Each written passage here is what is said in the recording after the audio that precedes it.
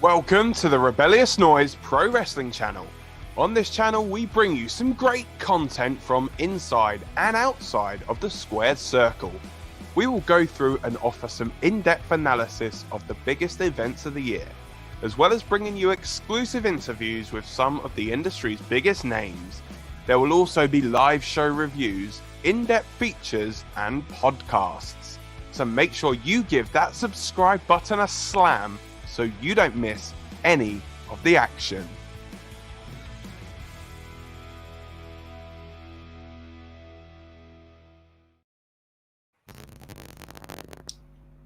Hey, what is up, everybody? It is Dan here from the Rebellious Noise Pro Wrestling channel, and I'm joined by Scott, and we are here to talk SummerSlam.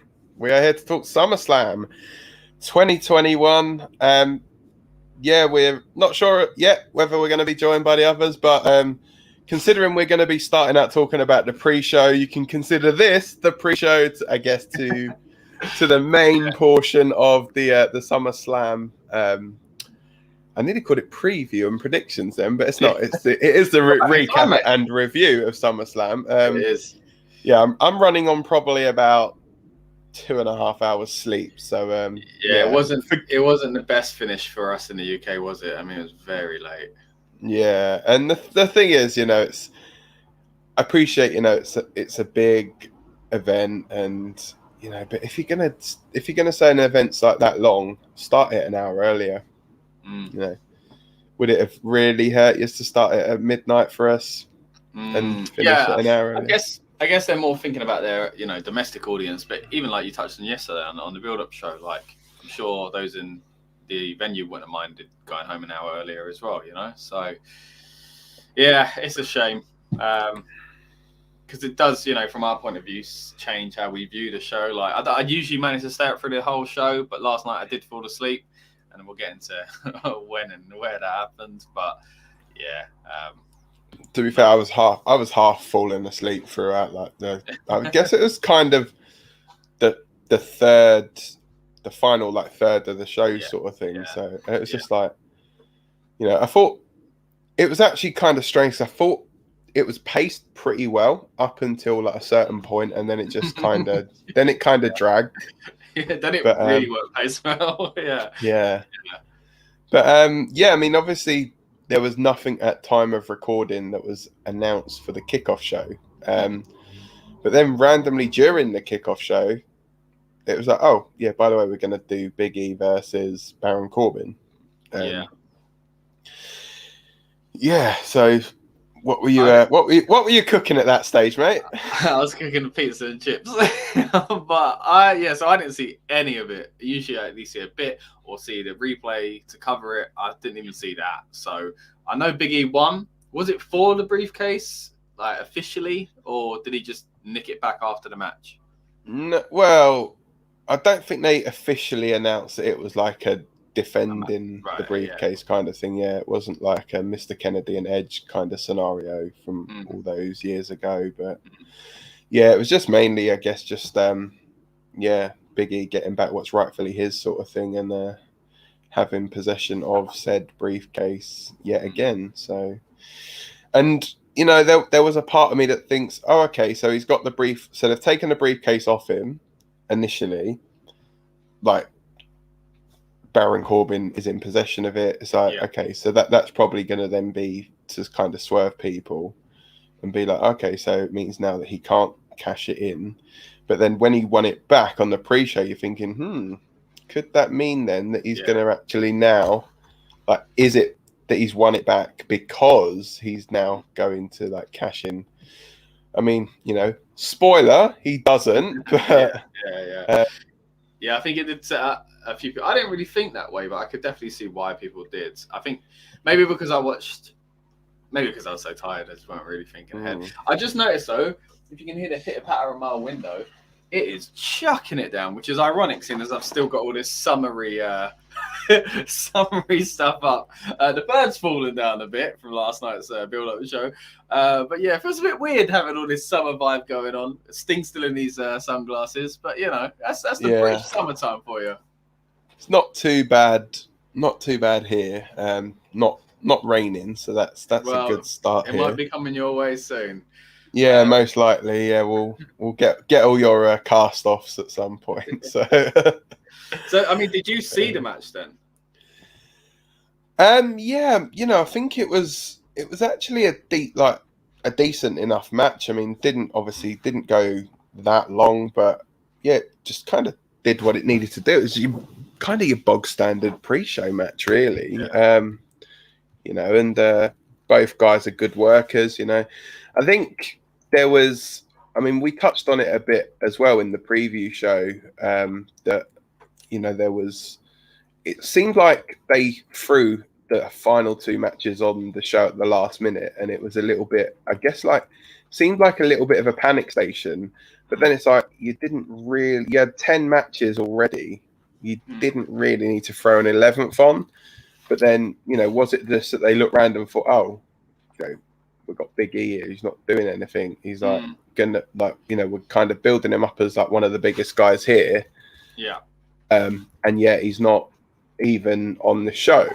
Well, I guess the same way they kind of shoehorned Nakamura in just to get a little bit of a concert, which was fun, don't get me wrong. But it did feel like kind of, as we were saying before the show, are they treating this like mainly this year? And I mean, I guess get into presentation and that before we go into other matches, but I really liked that stadium and the way it looked.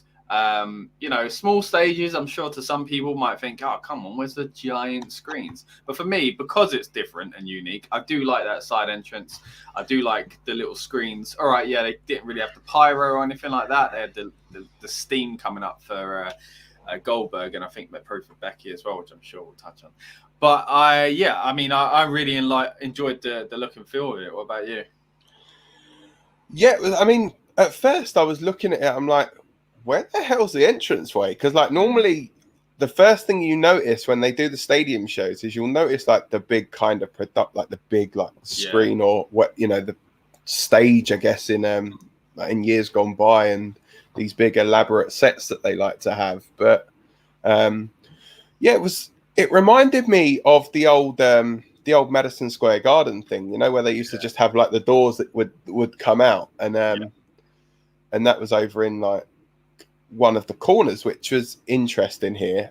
So strange that it was in the corner and it didn't just go diagonally straight down to the ring. It kind of went round and then curved, which I suppose, you always say that if the, and we've seen it ourselves when you're watching when you're watching shows in these big stadiums and you've got people that have got the seats that are right next to the ramp, you're thinking, okay, so you've got these seats here, but how on earth are you meant to see anything?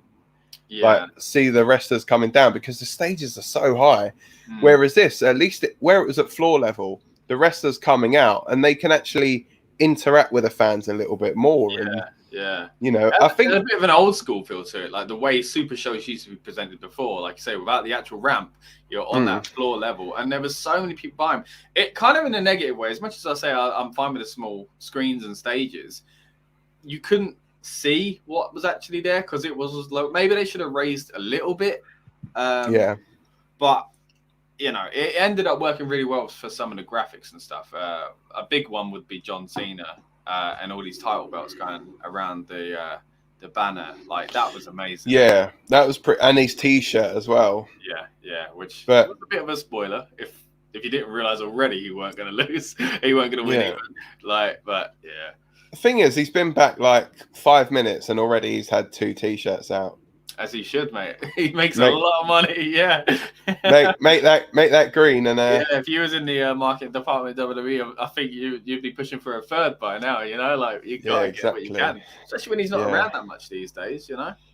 No, and the thing is, it shows the fact that he can still shift all that merch without needing to kind of be there on a full-time basis, sort of thing. So it did feel like a shirt that should have come out when he won the 16th title, though.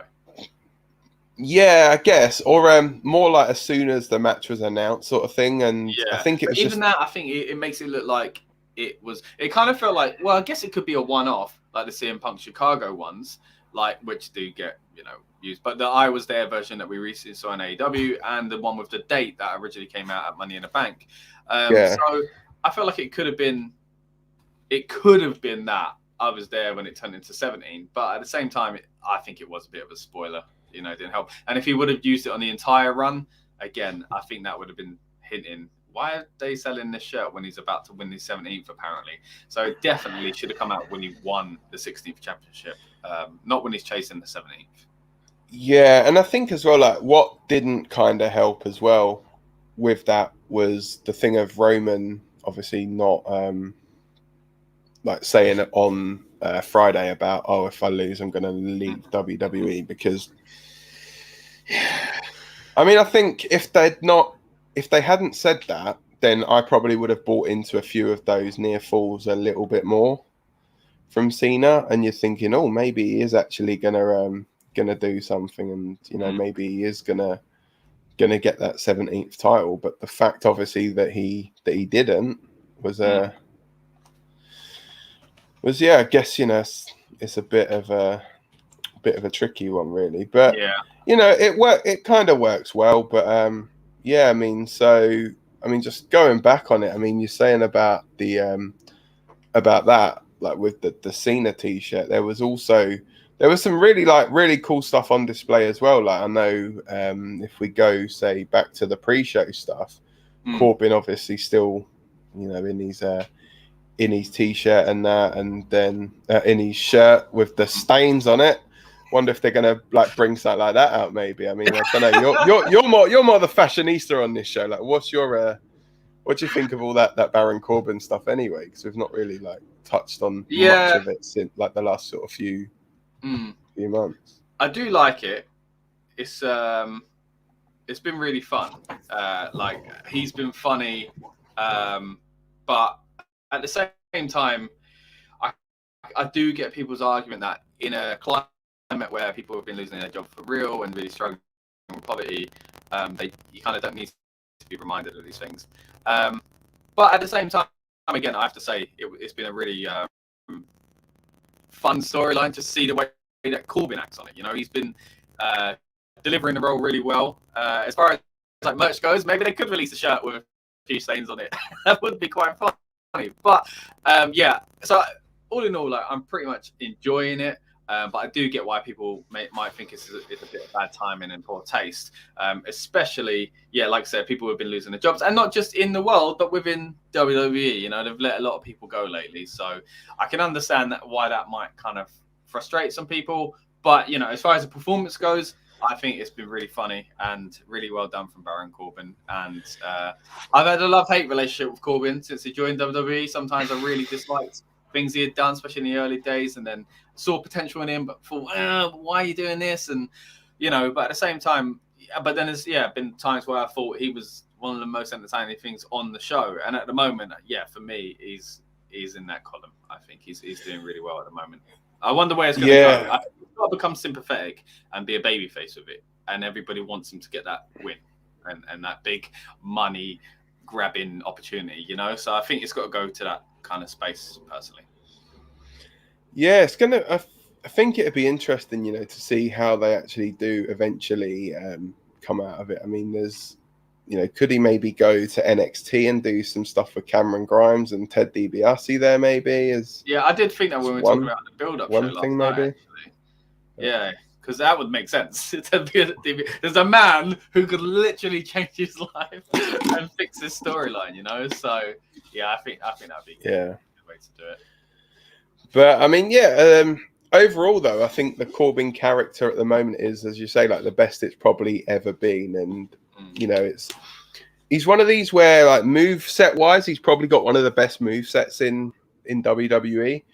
But then it's like, I've not always been like the biggest fan of the character of Baron Corbin. But it's changed so much when you think about it as well. You know, even King stuff was completely different, and early Baron Corbin was different. And he's had a few different kind of versions of the main kind of, like, Baron Corbin isn't the same. Like, he's not that biker dude anymore, you know, walking out with the headlights, you know, the lights above him on NXT. Like, that is a completely different character. So it'd be interesting to see whether he goes back to that, you know, and what he does with his theme song as well, because obviously that's been changed up a few times. So, but I got to say, I've been enjoying what he's been doing lately. He's had a couple of nice theme songs as well. Yeah, so. he's been lucky in that department. It's worked out well for him. Yeah, so I think we may be ready to get into the main show in a sec. Okay. So looks like we have got a third guest joining us. Oh, it's like NWO, mate. Who's the third man? Who is the third man? Who's the third man? Oh. It's him. Oh. Yeah. That disappointment again. So, but yeah, so SummerSlam on a whole kicked off with. It's strange. So the two matches they added last minute, you could tell they were added last minute because the way that the rest of the show went, you're like, oh yeah, that's probably how they had it set out. But these two matches that they just threw on were the first two matches on the card. So yeah, see, we kicked off with AJ and Omos against RK Bro for the Raw Tag Team Championships. With that match, it went just over 7 minutes. All of us except Lucas said that RK Bro were going to come out of it with the Tag Team Championships, and they did. What are your thoughts on this match? Yeah, I thought it was good. Well, as we say a lot on this show, exactly where it needed to be. You know, it was quite a little bit of a fun opener. It wasn't the most exciting opener we've seen, especially not in SummerSlam history. But I can't say it was a bad match. I was saying last night in the build-up, you know, like when Rob was questioning why they had the titles, so it was because, you know, we had a big tall guy. We want to put them over, and they were entertaining together, AJ and Omos. And I say were as if they're broken up. They didn't, but obviously I can see that coming now that they don't have the belts, so then we have much reason to stick around each other, I guess. But yeah, and I look forward to that feud because I think that'll be a good one. I think it is the right decision because, again, there was a time after WrestleMania they didn't use them for a few weeks, so they. I don't know. They've been hot and cold in it anyway, it seems. And RK Bro, you know, love them or hate them. These thrown together tag teams, I'm never a fan of them. And Dan, I think you were saying yesterday, it's hard to see Randy as a tag team guy. I think it was Dan or Lucas might have said that. But at the same time, it's entertaining, and we can't deny that it's been entertaining, I think. And it's funny to me to see Riddle kind of act like Randy Orton is his hero and, you know, be so optimistic. And it's nice. Like, you feel for Riddle and you want it to work out. And I think them being tag team champs is going to be fun. So, traditionally speaking, I'd love it if we had like proper tag team wrestling going on. But that's just not the way WWE do things 9 times out of 10. So if you're going to do these thrown together things, then yeah, I'm happy for it to be one that's actually getting people on the side, you know, as far as fans are enjoying these guys together. So yeah, with that being said, it's all right by me. Yeah, right result in my opinion as well. Yeah, I guess so. Like, it's starting to rain. Yeah, no. There you go. That's what I was just saying, mate. It's talking about SummerSlam and it's raining. It's caught up to you at least. Yeah. Yeah, look, no, I thought it was a solid opener. Like, I think starting a show with title change is always a guaranteed way to kind of please fans. And so it could have been this one, or it could have been the match that went on a bit later on, the United States Championship match, I guess. But I think the tag one, you know, RK Bro, ridiculously over, like, in this kind of era they've had, really, since post WrestleMania, let's say. And yes, it probably was the right thing. It was interesting to see what happened because I guess, like, for me, I'm thinking, when does Randy Orton turn? That's all I'm thinking now. They're the tag team champions. Yeah. When does Orton turn? When do they split up? When's the punt? When's the punt to the head coming back? Yeah. See, this is weird because they already did do that and then went, we're not broke up. So it'd have to be more than just an RKO. It would have to be something like a punt. Yeah, and it would be like a. And again, and speaking of teams breaking up and feuding, that would be a really good feud if Randy went full heel, punting Riddle in the head, and Riddle's the sympathetic guy of like, look, I just wanted things to work out. So, well, it could be something. Obviously, as I said, we see obviously leading up to WrestleMania maybe next year. You know, obviously as well. This also makes Riddle for NXT call-ups. I think makes him quite successful. I'd say, winning obviously the United States Championship and the Tag Championship within a year. And he has some quite high-profile matches, hasn't he, against like the likes of Styles and Jeff Hardy and, you know, like that. So they obviously must like him somewhat. And it's just proof that, you know, it's not all doom and gloom, I think, when it comes to the NXT call-ups. Yeah, I think be interesting as well to see. So apparently he's got a surprise for Orton tonight. Tomorrow night. I can't. Oh, tomorrow night. Yeah. That feels really weird. Tomorrow night. There we go. But yeah. I'm thinking it's going to be like matching gear or something, like to solidify them as a team. Yeah, I reckon he's going to bring him some tights, isn't he? Or he'll have. I don't know. What way would he do it? Would he bring Orton? Give Orton some like sliders and stuff, maybe. I don't know. Yeah. Because they've already got a T-shirt, so I guess they just got Orton to wear the T-shirt, maybe. But yeah, we'll get Orton a scooter or something. Yeah, that's what I'd love it to be. Yes, actually, I reckon it's a scooter. They love prop comedy, don't they? Love it. Yeah. Did you notice though? At the end of the match, the referee didn't know what on earth to do with that scooter. It's like he propped it up against like the it was propped up against the steps, and he was literally the ref picked it up. He's like, "What am I meant to do with this now?" Sort of thing. It's like, yeah, it's like, mate, how long that walk? Yeah. You know how long the walk back to the locker room was. I think maybe you just thought, oh, do I have to do it? Yeah, I mean, as I was saying to Lucas last night, the best entrance of the night had to be John Cena because it's like literally it was like shoom, straight there, done. Yeah, true. You know, it's like why could they all not have just been that quick sort of thing? But there were quite a few that were very long entrances, but yeah. So yes, after that was obviously moving on to the other match that was announced on Monday, which was Alexa Bliss taking on Eva Marie. Just having a quick look back at the predictions, me and you, Scott, both said Eva Marie. Lucas and Rob both said Alexa Bliss to win this. I think what was more interesting, though, is the dissension with Eva Marie and Doudrop. Obviously, calling her, saying, "Oh, the loser of the match is Eva Marie," and then leaving in a ring jacket, being really sassy with it, and. Was it me? Was she putting on a bit of an American accent when she said that? Yeah, I felt that. Do you know, the thing is, I think they want to try and like, I'm going to try and be careful how I word this. Right.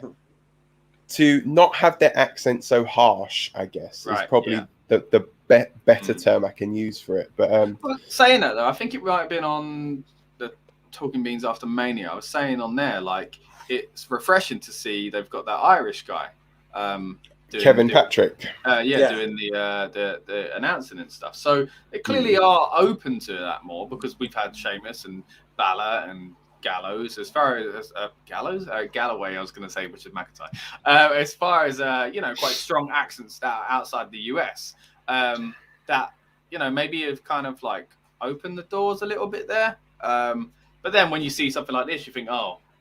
Or maybe not. It's like when Mason Ryan was like said he was from Cardiff or something like that when he wasn't. It's just like just say where they're from. Like, please, just say where they're from. Same as I think Barrett used to be announced from Manchester or something like that. Was he? Or... Yeah, and same with Regal changing his voice. Obviously, changes his accent, doesn't he? Yeah. Yeah. He's very northern. Usually. But yeah, it's very odd. But obviously, being a global company now, like you are hearing more that. But it just seems to be that if you don't speak in a way that the Americans at least will understand you, that it's very hard for you to get TV time. As we know, TV time is crucial in WWE. Every kind of minute that you're given, is a minute potentially saving you from your release. Essentially, you basically just have to dumb it down. Yeah. In the nicest way possible. But yeah, look, I don't know why we're talking like this much about the match, which, let's be real, was abysmal. Well, come on, look, we've learned on the outside of it. We're talking about an accent. Like, that's the last thing we got to worry about. Like, it was just awful. Like, it was weird because Eve Marie's best thing about her was the fact that she didn't wrestle. It sounds really counterproductive. I know with obviously the women's revolution, that kind of stuff. But the best thing she ever did was the series of stuff she did where she had wardrobe malfunctions and where like she didn't make it to the match, etc. Because obviously between the ropes, she's not a good wrestler. Okay, and so answer this question: because... Who's better in the ring, Eva Marie or Lily? Oh, come on, man. It's a little bit unfair. Like, I didn't think it wasn't a great match. Like, it wasn't a good. It was just Well, it was, but it wasn't like awful. It was more the like for what they could do. The few moves they did, it weren't like they were that bad. It was just Lily should have got punted into the crowd.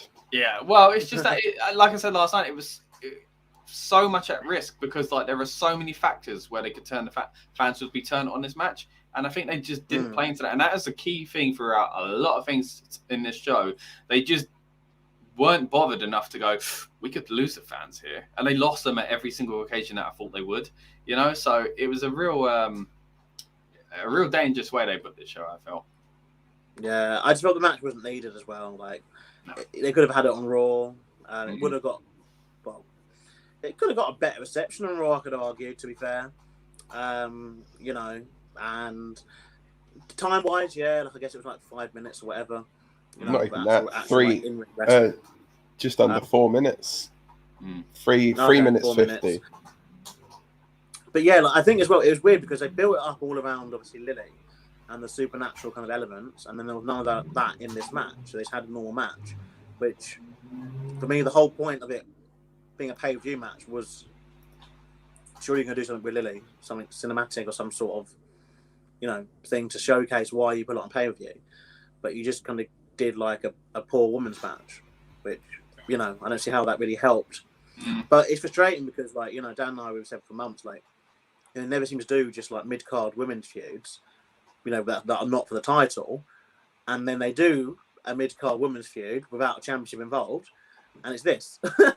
Of all the people, you know, of all the people they've got on their roster, you know, they decided no, we're not going to worry about, you know, insert woman performer here. Really, we've got so many, haven't they?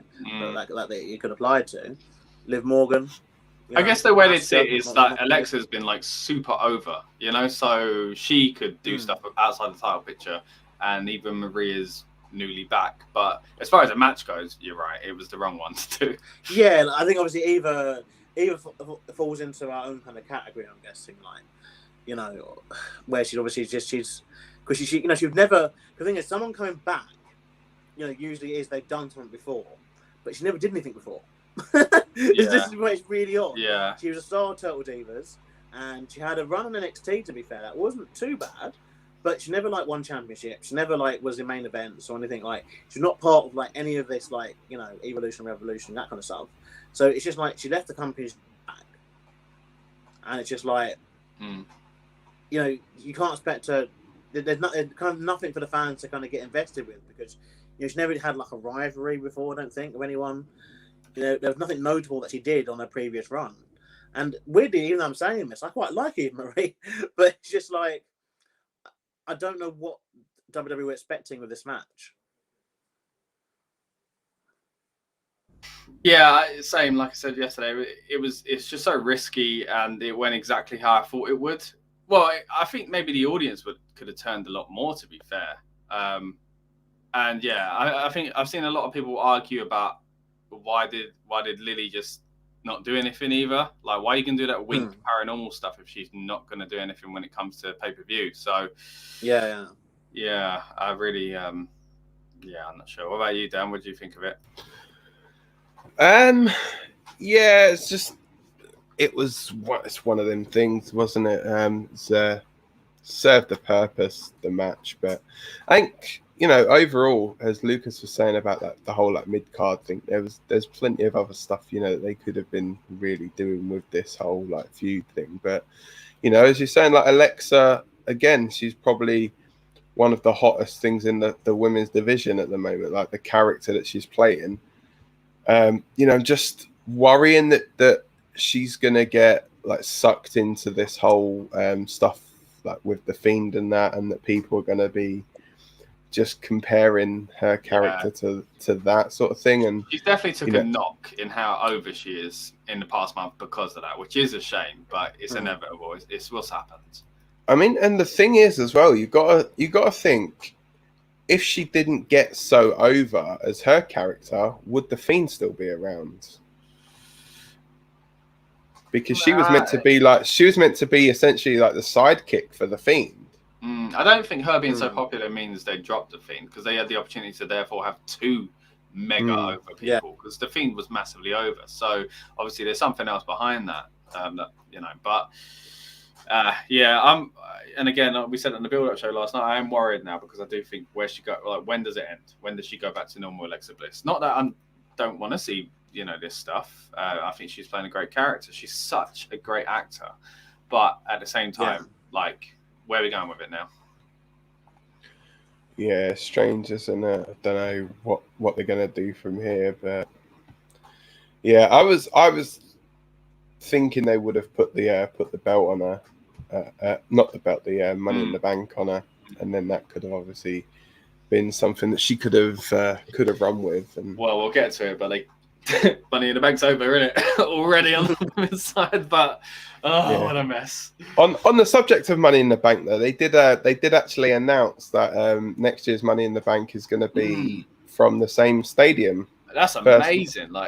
First Money in the Bank in a stadium. Now, isn't it? Yeah, that is amazing. And I think it deserves it. It's a great pay-per-view. For a minute, I genuinely thought they were doing a second Money in the Bank where they had moved it. I genuinely thought they were like, and now we're putting it back in its regular slot or later, not regular because we would have still missed it. But I genuinely thought they were doing another one. And I was like, are they kidding? Because usually you get those ads on WrestleMania for next year's Mania. You don't get it for Money in the Bank. So that's an interesting point, man, that they've put it in this stadium. Interesting. And it's 4th of July weekend as well, so quite a big weekend in the American calendar. Wow. So I reckon they basically seen Vegas as like, we can do this big stadium thing, and let's keep SummerSlam separate. Let's do SummerSlam and the bigger Vegas show. So again, Money in the Bank. I guess casinos, money, you know what I mean? So maybe they'll play on that. So that'd be quite interesting.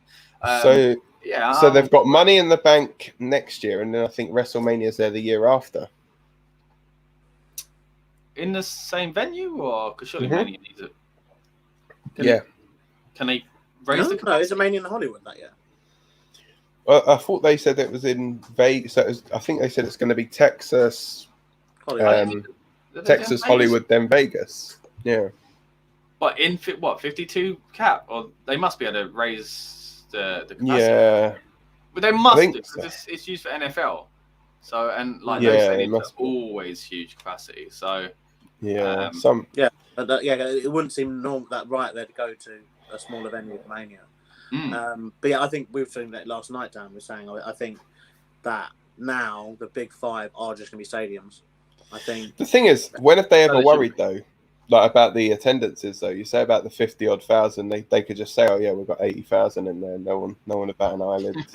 But yeah, you were saying about the top five and that the big five. They all need. Yeah, it's interesting though because they're going back to Barclays for a Survivor Series. Yeah, I mean, I guess Survivor Series is the hardest one to kind of do because it's in the winter. Obviously, in November, so they do have to figure out.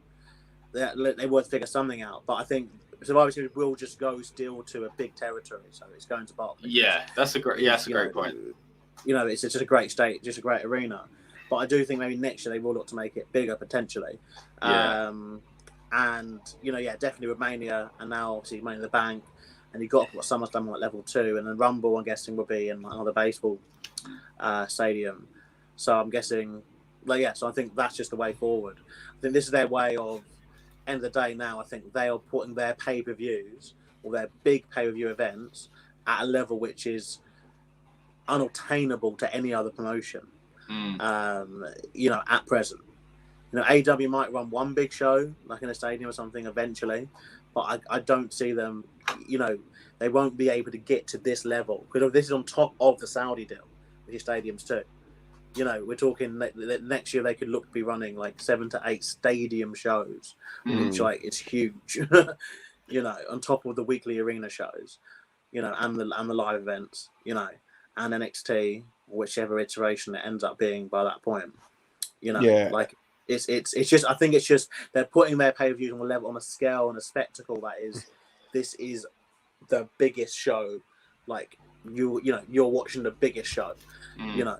Because they know, to be fair, that they can't always be the best show, but they might be the biggest. Yeah, they could definitely draw with the name of SummerSlam and even Money in the Bank. And Money in the Bank, we've said it for years. It definitely is 5. But I think we've got to start talking about big 5 now, because they do treat it big as well. All right, it's a pay-per-view kind of like a special kind of thing, like a Hell in a Cell. Yeah, there's a stipulation there, but I think Money in the Bank is definitely different, and it's been that way for a long time. It definitely is. It took the King of the Rings place because for that period there were 5 when we had the King of the Rings considered the 5th one, wasn't it? So for me, Money in the Bank is number 5. Yeah, I agree. Yeah. Bloody hell, can you guys hear it's literally pouring down here? I can literally hear it. Mine's stopped now. Mine is said it banging against my flipping. It's banging against this trying to get door here. Yeah, it's like flipping heck. Proper like it's only when I've taken my headphone off like a little bit that I could hear it. It's like flipping heck. Like, proper loud. But anyway. Sorry. Anyway, moving on. Switching gears, as Michael Cole would say, to the United States Championship match between Sheamus and Damian Priest. So this match, all of us except Scott said Damian Priest was going to come out of it as the new United States Champion. And it was, he did indeed.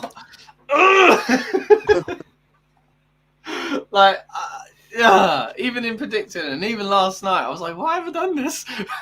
Why did I pick Sheamus?" But and then I said into our group chat, didn't I? I said like, "Oh, he's too happy. He's got a springy step. Like something's happening." I think Dan, you pointed out new gear, and then when you looked at it, there was a United States flag on it as well. It was like, I think he's winning.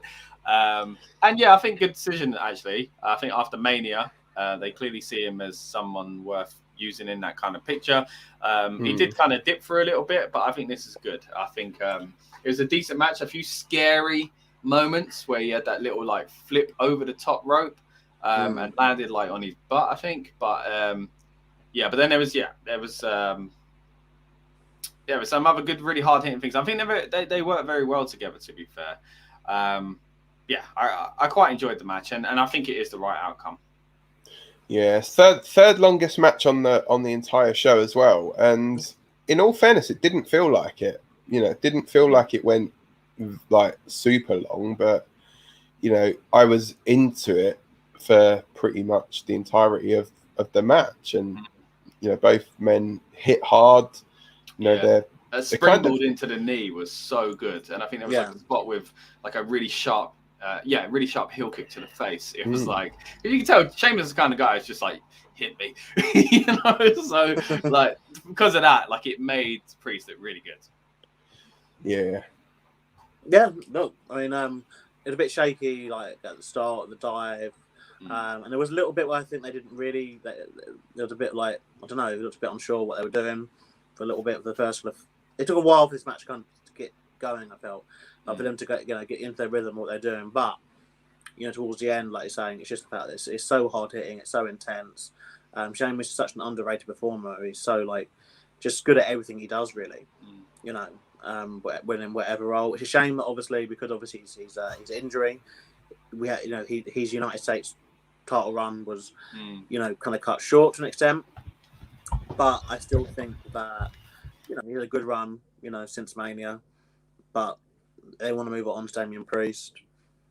Fair enough. I mean, Damian Priest, I guess, as well, you can add to now the NXT call-up successes. Yeah, true. Which helps. Yeah, I think it was a good idea, like I said, to put it on him. And like I say, it does make him appear to be, not appear to be a success. You're right, like he is a success. And I think fans are behind him as well. So that's always a good thing. And I think you called it right there, though. Like it did take them a while to get into their rhythm, but once they did, it was quite a solid match. I think another match that was quite solid that we all, I guess, were thinking we were going to enjoy it was the next match for the Smackdown tag titles, which was the Mysterios taking on the Usos. Again, 4 guys that work so well together. They never disappoint you with like in-ring stuff, and I did kind of enjoy this. The Usos obviously coming out victorious still as the tag team champions, all of us correctly predicting that. I liked the fact that that Ray was obviously paying the homage to Eddie. Obviously 15 years, I think we touched on it a bit. It was like, I think 15 years since the old custody of Dominic ladder match at SummerSlam between Ray and Eddie. But yeah, like the Mysterio's gear as well. I mean, I know that's normally that's more your area, Scott. You and I Tom was holding generally... out on a note for talking bees, but I'll say it here. I'm ready to do so. They look like party rings, the biscuits. Like, yeah, it just made me hungry. But they did look cool together though. I guess we all thought that the turn was, well, we didn't all think, but we kind of toyed, with the idea that the turn might happen here, but obviously it didn't. And yeah, that's all right. Yeah, just keep being a tag team. But I think they know that. Obviously, they flirted with kind of Dominic looking like he was a bit annoyed through the last few weeks, didn't they? So yeah, I think it was well done.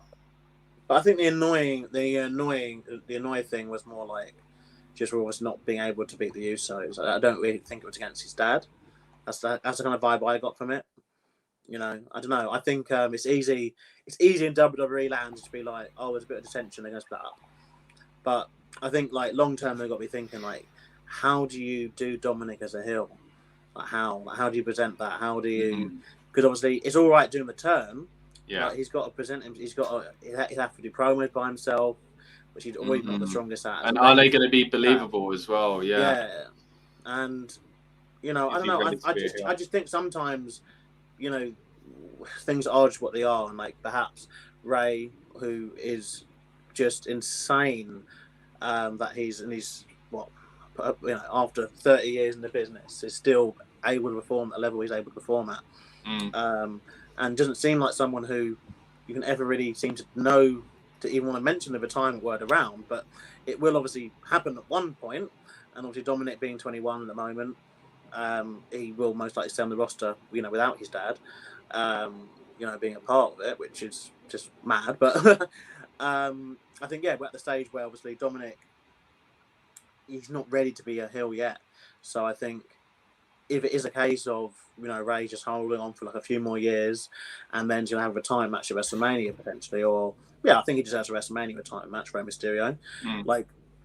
It'll be against someone else, and he'll still just stay, I think, with his son. I think that if that's what's meant to be, that's what will happen. Doesn't necessarily always need to be that, there's a turn or there's backstabbing or something like that. If it's not needed, or if it's not, because I think if anything, I'd argue Dom being heel with Ray retired is probably better off than Dom turning on Ray. After Ray retires, and then he kind of gets down that road of he's sick of everyone comparing to his dad, and he's sick of always being Cena's the little boy in that ladder match 15, 20 years ago. But I think that's the better direction, and him just turning on his father now and then rushing into a feud for no reason, when they can just build them up. Because they need tag teams to be built up. I know they're not a tag team company, but it's not going to harm them to have a tag team that just sticks together, in my opinion. Yeah, I mean, I think I've got to kind of echo exactly that. They're obviously still crying out for tag teams, and as much as I don't want them to split up the Mysterios, I just feel as though it is the most WWE thing to do, that they're going to do it at some point. And it's you do think what would be the point in them doing it? Would they just be doing it just for the sake of doing it, or would there actually be an actual reason behind it? But yeah, I mean, I don't, as we've said before, I don't really like it when they just split them up with no kind of no reason either. It's what would they use as the reasoning though? Is it that Ray wants to still be doing stuff on his own? Is it going to be that maybe Dominic is wanting to do it on his own and he feels as though his old man's holding him back? I don't know. What do you think to that? What would be their reasoning behind kind of splitting them up? Yeah, I think it has to come further down the story. I think at the moment, the fact that they just won the tag belts, they've obviously got some beef with the Usos, which at the moment I think they have exhausted. That in terms of that feud, but they could obviously look to build it back up, throughout the winter or whatever. But I do think they need just to just cool off it a little bit. But most likely we will probably see another match at Extreme Rules, I think, because it does seem that in WWE there's only ever two people that can, two sides in this, two teams in this case, that can compete for a championship. And they do that until one of them splits up or gets released. Weirdly enough, though, a lot of this pay-per-view felt like setting up for something else, Yeah, which is very odd. Because I still don't know what pay-per-view's next. What is it? It is Extreme Rules. Yeah, of course, yeah, I did see the ad, to be fair. But, okay. Yeah, hopefully Ray comes out of it with both eyes intact this time. Yeah, it didn't go too well for him last year. Oh my gosh, yeah. So what a weird year that was. What a weird year. Yeah, definitely. So then let's get on to sticking with SmackDown. Going on to the match that we weren't too sure about whether it was actually going to go ahead. Bianca Belair versus Sasha Banks.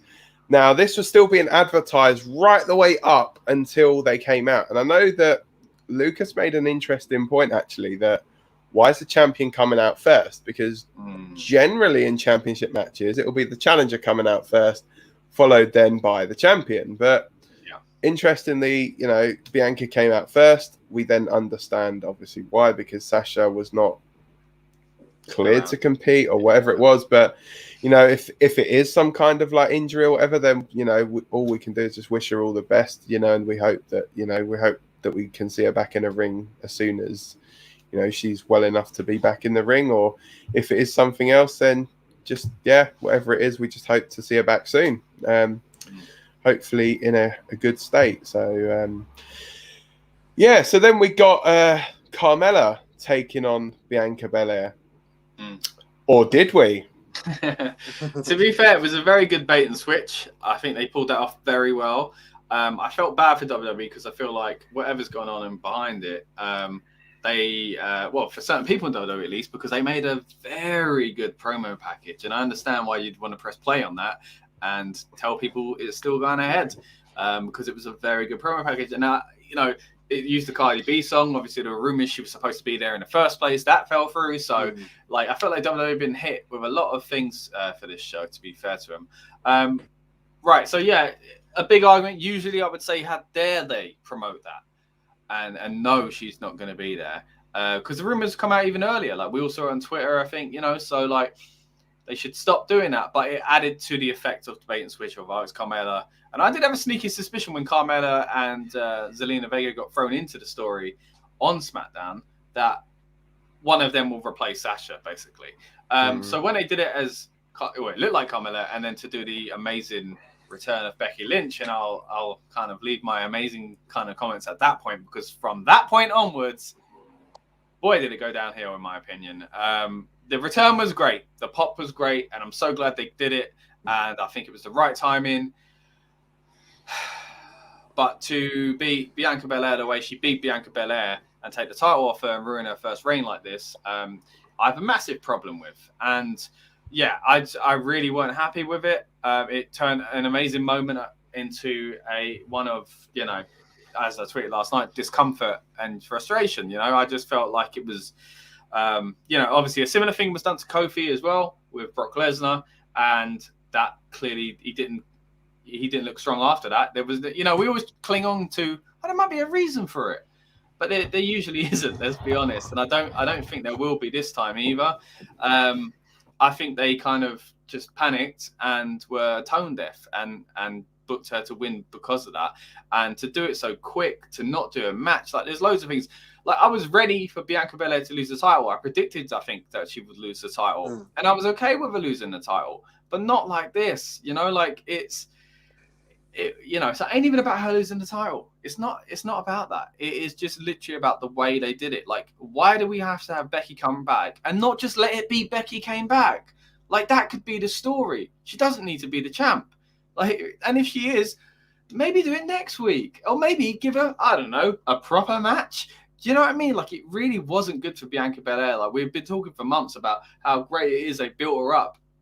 I feel like they've just undone a lot of their work. Yeah.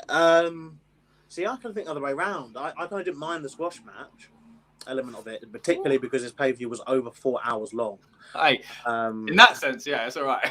But I just felt it was a long way of getting there in a really weird way. And the crowd when Carmella came out, my God, like they just looked like they wanted to like leave. And it was just, I just found it very odd that, like, yeah, I do think they should have, done something to say Sasha Banks wasn't there. I think that should have been made clearer, and because it even played a promo video like before the match as well. Like I'm guessing that might be because they have a deal obviously with Cardi B, I guess, and they had to obviously. And again, it was a great promo video, so but it was just a bit awkward because, like, and my other awkwardness is that Bianca is awful at the acting / facial expression side of things. She kind of just like stands there looking like she's lost, and she really didn't know what she was doing. I felt like in a lot of that, there's other people who can treat that kind of stuff like much better. I actually like. I'm actually angry at Becky for dismantling Carmella because I think end of the day, like, yes, Carmella is, miles away from obviously being one of the main women, that WWE have, in their eyes kind of thing. But I still just think like, well, she was ready to go. And the problem with this kind of stuff is that we all know how matches work. We all know, generally how matches work. And, we know that obviously one wrestler comes out, another wrestler comes out, the referee rings the bell. But why wasn't that the case here? Like, why on this occasion did one wrestler come out, then get told that they won by forfeit, and then get told that, oh, there's a replacement, and then the bell didn't ring, and she's able to do a promo? Like, why didn't Carmella just roll her up during the promo? Like, it just makes Carmella look so stupid because it's like she's been wheeled out there literally just to be beaten up by Becky Lynch. Like, and even with the attack by Becky, it's like she didn't get any offense in at all. Like, not even like to throw like a kick and Becky just like catch it or something. Because now like Carmella just looks like the most stupid woman that's ever existed. Which, again, this was said by someone who didn't really like Carmella. I'm still a bit like, well, they just look stupid. Because I feel like if you're going to do the Carmella thing, then don't do the Bianca thing. Like, if you're going to get her beat, like, there's no point beating her. I think the bait and switch was good, but making her look stupid, like you say, and then making Bianca look stupid, it's like, well, why did you need to do it twice? Yeah, like, I think, it was just, for me, it was just a long-winded way. I don't know how long it was all in, but, like, from essentially the promo package playing, to like Becky Lynch's celebration, it's got to be at least 15 minutes for a match that lasted barely 20 seconds. An actual match, like what we got in the in-ring content. And this brings me on to my rant of the show, really, where WWE stop time wasting. Like, it's so painful. Like, I get, I should say to Dan last night saying I do wonder, like, if we was obviously in America and let's say we as a trio, we're in America and happen to be, let's say, Extreme Rules weekend, and we decide we're going to watch pay-per-view because we're saddos and we do that on our holidays, and we're over in America. Like, would it bother us that much? The fact that it is, we know we're going to see a show that starts at 8 p.m., and is going to end at 11:30 p.m. Is that going to bother us that much? Like, when they're doing this kind of stuff?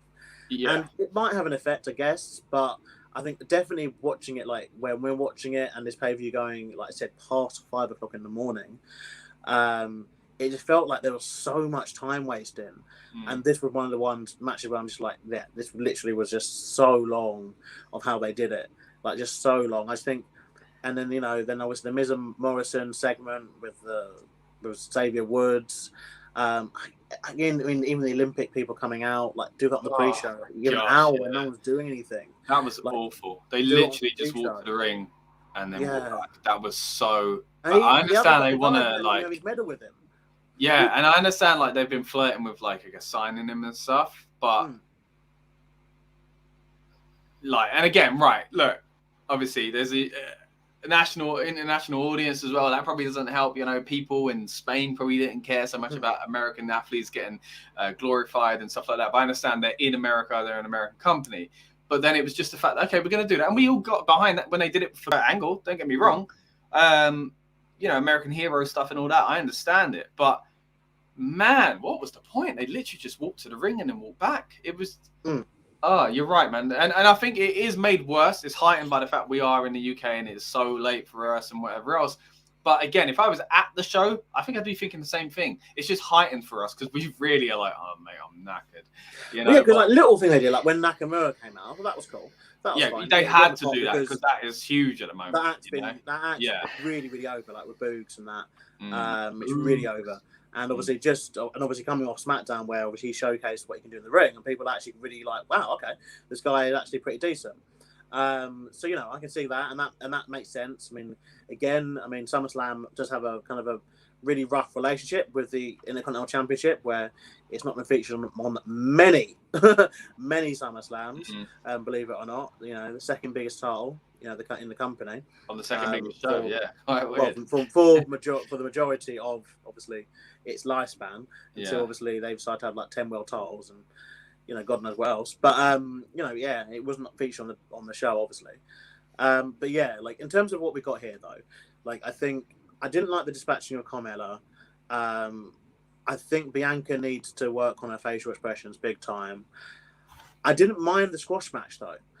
I think it's one where we are going to delve more into it, obviously, on SmackDown. They're setting up, obviously, SmackDown this week to be huge. Because of not just this thing, but something else, obviously, as we know what's going to come later on in the show. SmackDown most likely is going to be like a really big episode this weekend coming. But I didn't mind the squash match too much. I think, like, if you're going to do something like that, I guess it is that whole kind of she was so shocked for the thing. But I think it actually would have worked better. This is why I think it would have worked better, is if at least she had kind of maybe had like, let's say even got to like a 2-minute mark for Carmella, and then then Becky came out. But the fact that she's just like completely fresh, how can you be like taken aback by a wrestler coming out, essentially a wrestler coming out and having a match? And again, it's just like I said, like we know how things work, and like where was Sonya Deville and Adam Pearce? Like, why is Becky Lynch able to go, I'm having a title match? But even like Goldberg, for all the heat he gets of this stuff, like the match at least gets announced by a graphic, and I think that's what we assume is, backstage, Adam Pearce and Sonya Deville going, okay, we agree this match can exist. But with this occasion, it's like, if this was, going on with this being real, like Sonya Deville and Adam Pearce had no idea she was in the building. So they had everyone to come out and be like, well, no, we've literally just told you who the opponent is. We told you that it's Carmella. So it just kind of insults the fan base to an extent, and insults like everything else they set up, because now can anyone do this? I said to Dan last night, someone should have a gimmick, a mid-card should have a gimmick, which is doing stuff that part-timers / main eventers do to get title shots. But someone, a mid-carder, like, should just come out on Raw and just be like, you know what, Lashley, you're next. And then Lashley just be like, what? You're like, what?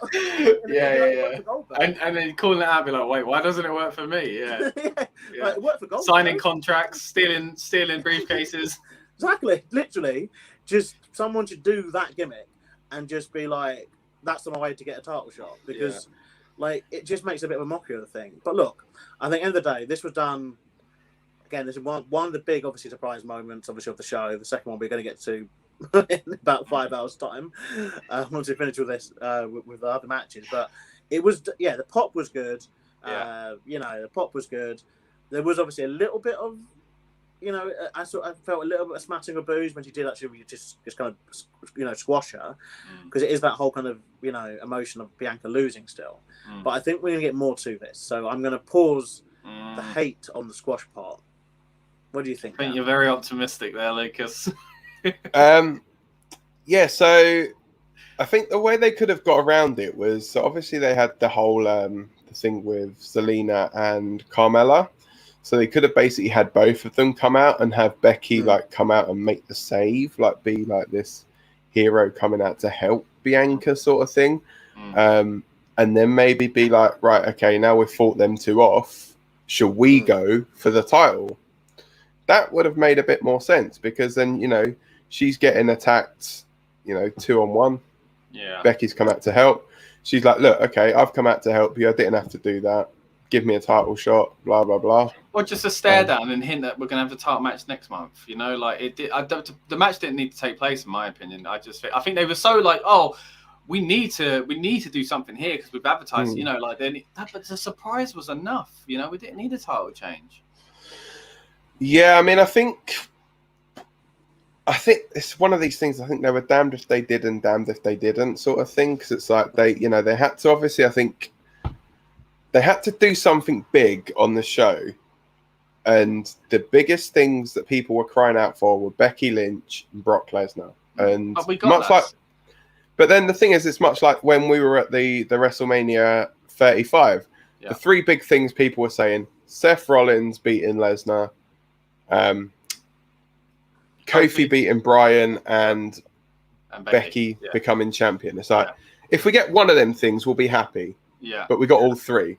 So this one, it's probably like, okay, obviously we know AEW had the CM Punk debut.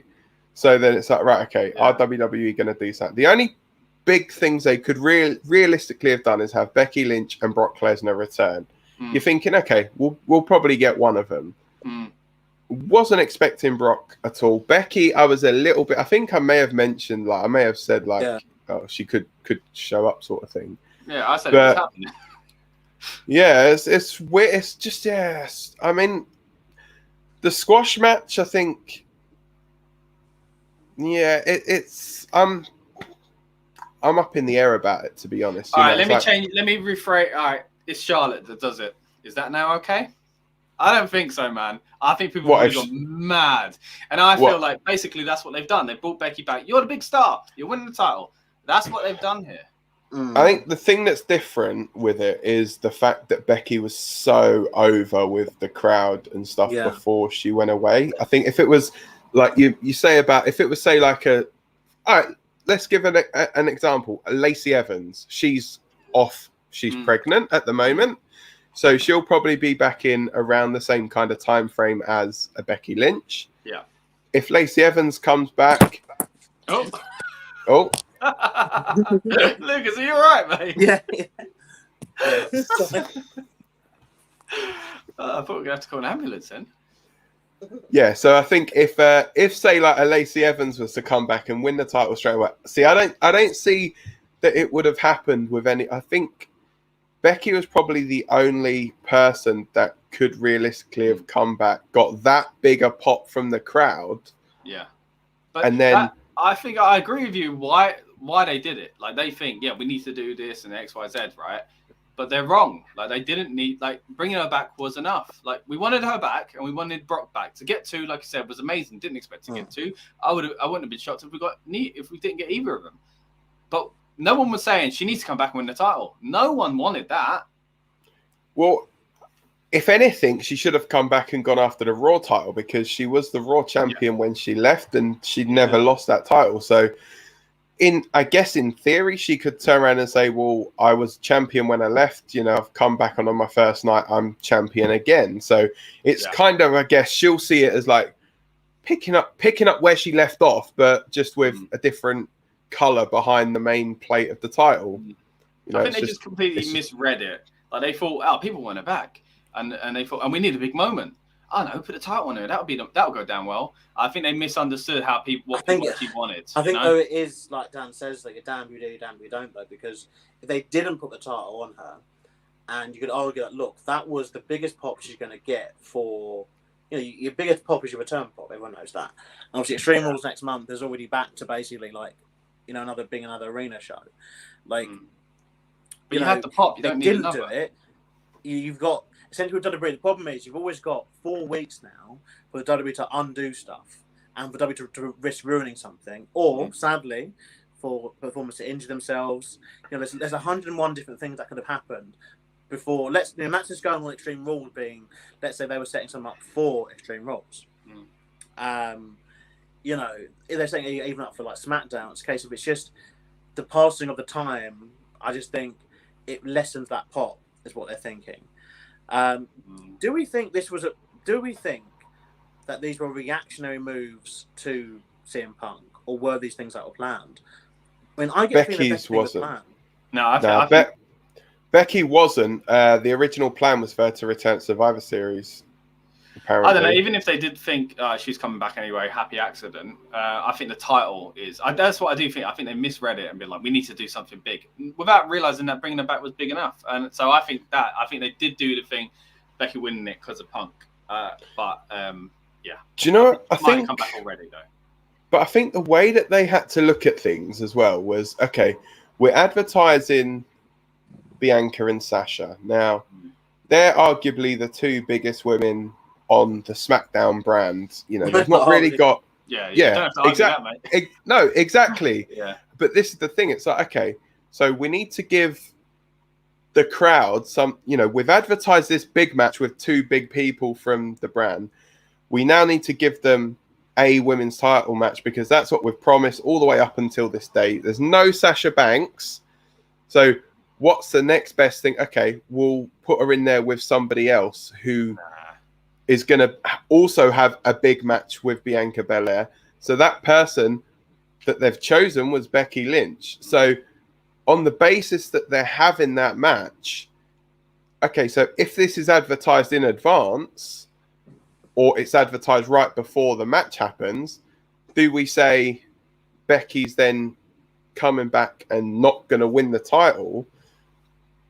Or is it the fact that we say, okay, she wins the title, but not necessarily in 27 seconds? Like have a competitive match and win it. Yeah, I think if she won it at Extreme Rules in a proper match, and today was her face-off. No, I'm talking SummerSlam. So say because obviously Sasha's not being there, but instead of they didn't advertise it, they did. You can't say. But this is what I'm saying. But if they have if they knew earlier in the day Sasha's not going to make it, they say, okay, Bianca's still going to defend the title, but against a mystery opponent, so to speak. Carmella's out there. It's like, okay, so it's not going to be Carmella, but then turns out that it is obviously Becky. Say the Carmella thing doesn't happen. It's just Becky. Yeah. She comes out. They have the match.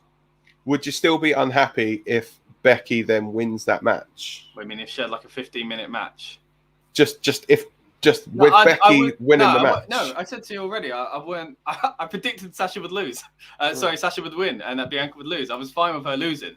It was the way they did it. It's the fact that they think it's a reactionary thing. Like, I know what you're saying. They advertise this and they feel like they have to give us another women's match. But let's not pretend they've ever cared about that in the past. Like, literally, we did so many podcasts last year where it's like they false advertised. Why, you know. So they didn't do it for that. I think you're giving them too much credit. I think they would have been... I don't think there's anyone in that arena would have gone, if like saw the return after it would have went, we didn't get a title match. Like everyone would have gone home going, we saw Becky Lynch return.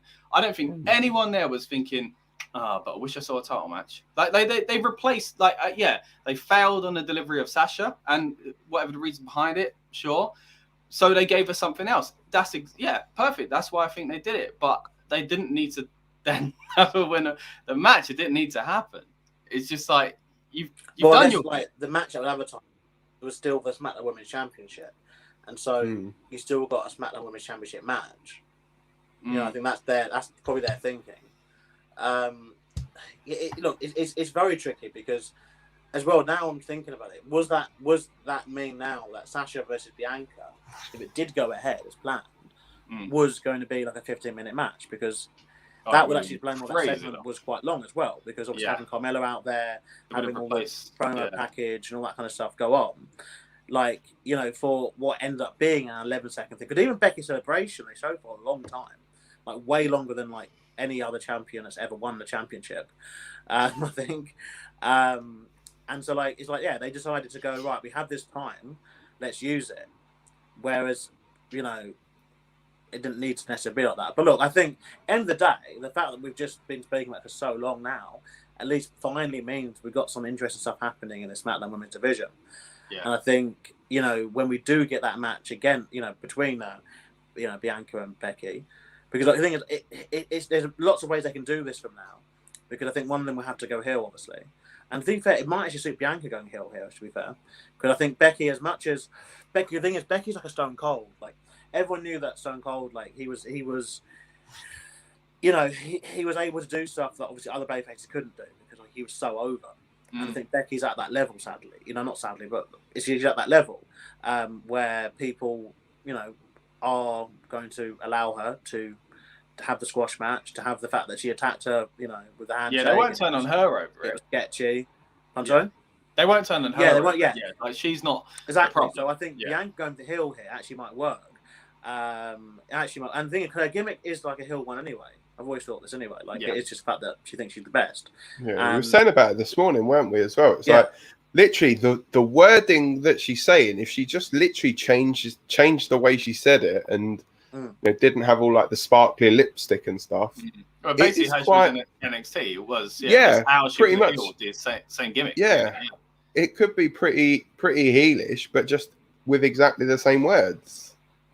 Because now, Bianca had the right to be like, look, like you just ruined my title run.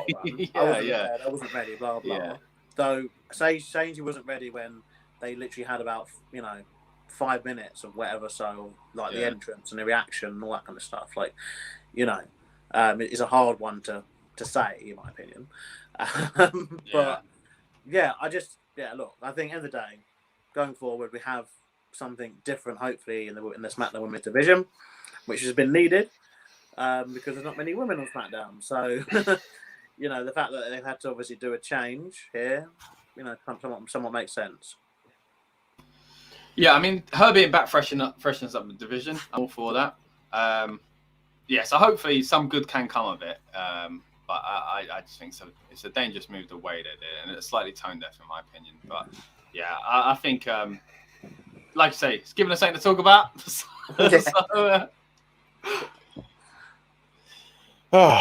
So should we move on then from this? Okay, so we'll move on to Drew McIntyre versus Jinder Mahal.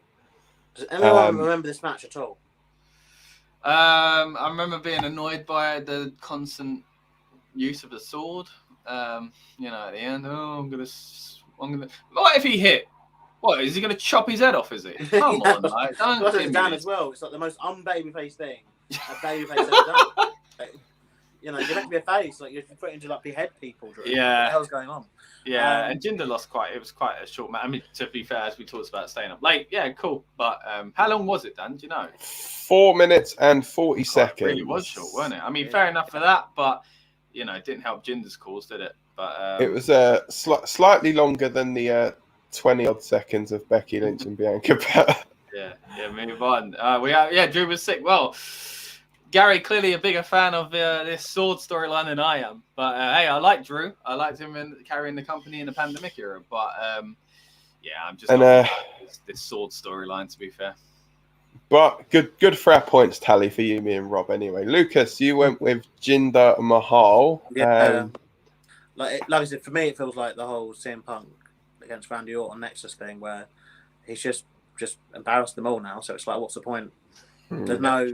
Yeah, and Jinder's again, like Jinder. This thing with WWE, there's so many of the guys, just company guys, where they're just, we don't know. I can only imagine that backstage what goes on, and they're just so frustrated with these writers, and having Jinder having to be like, well, I'm a former WWE champion.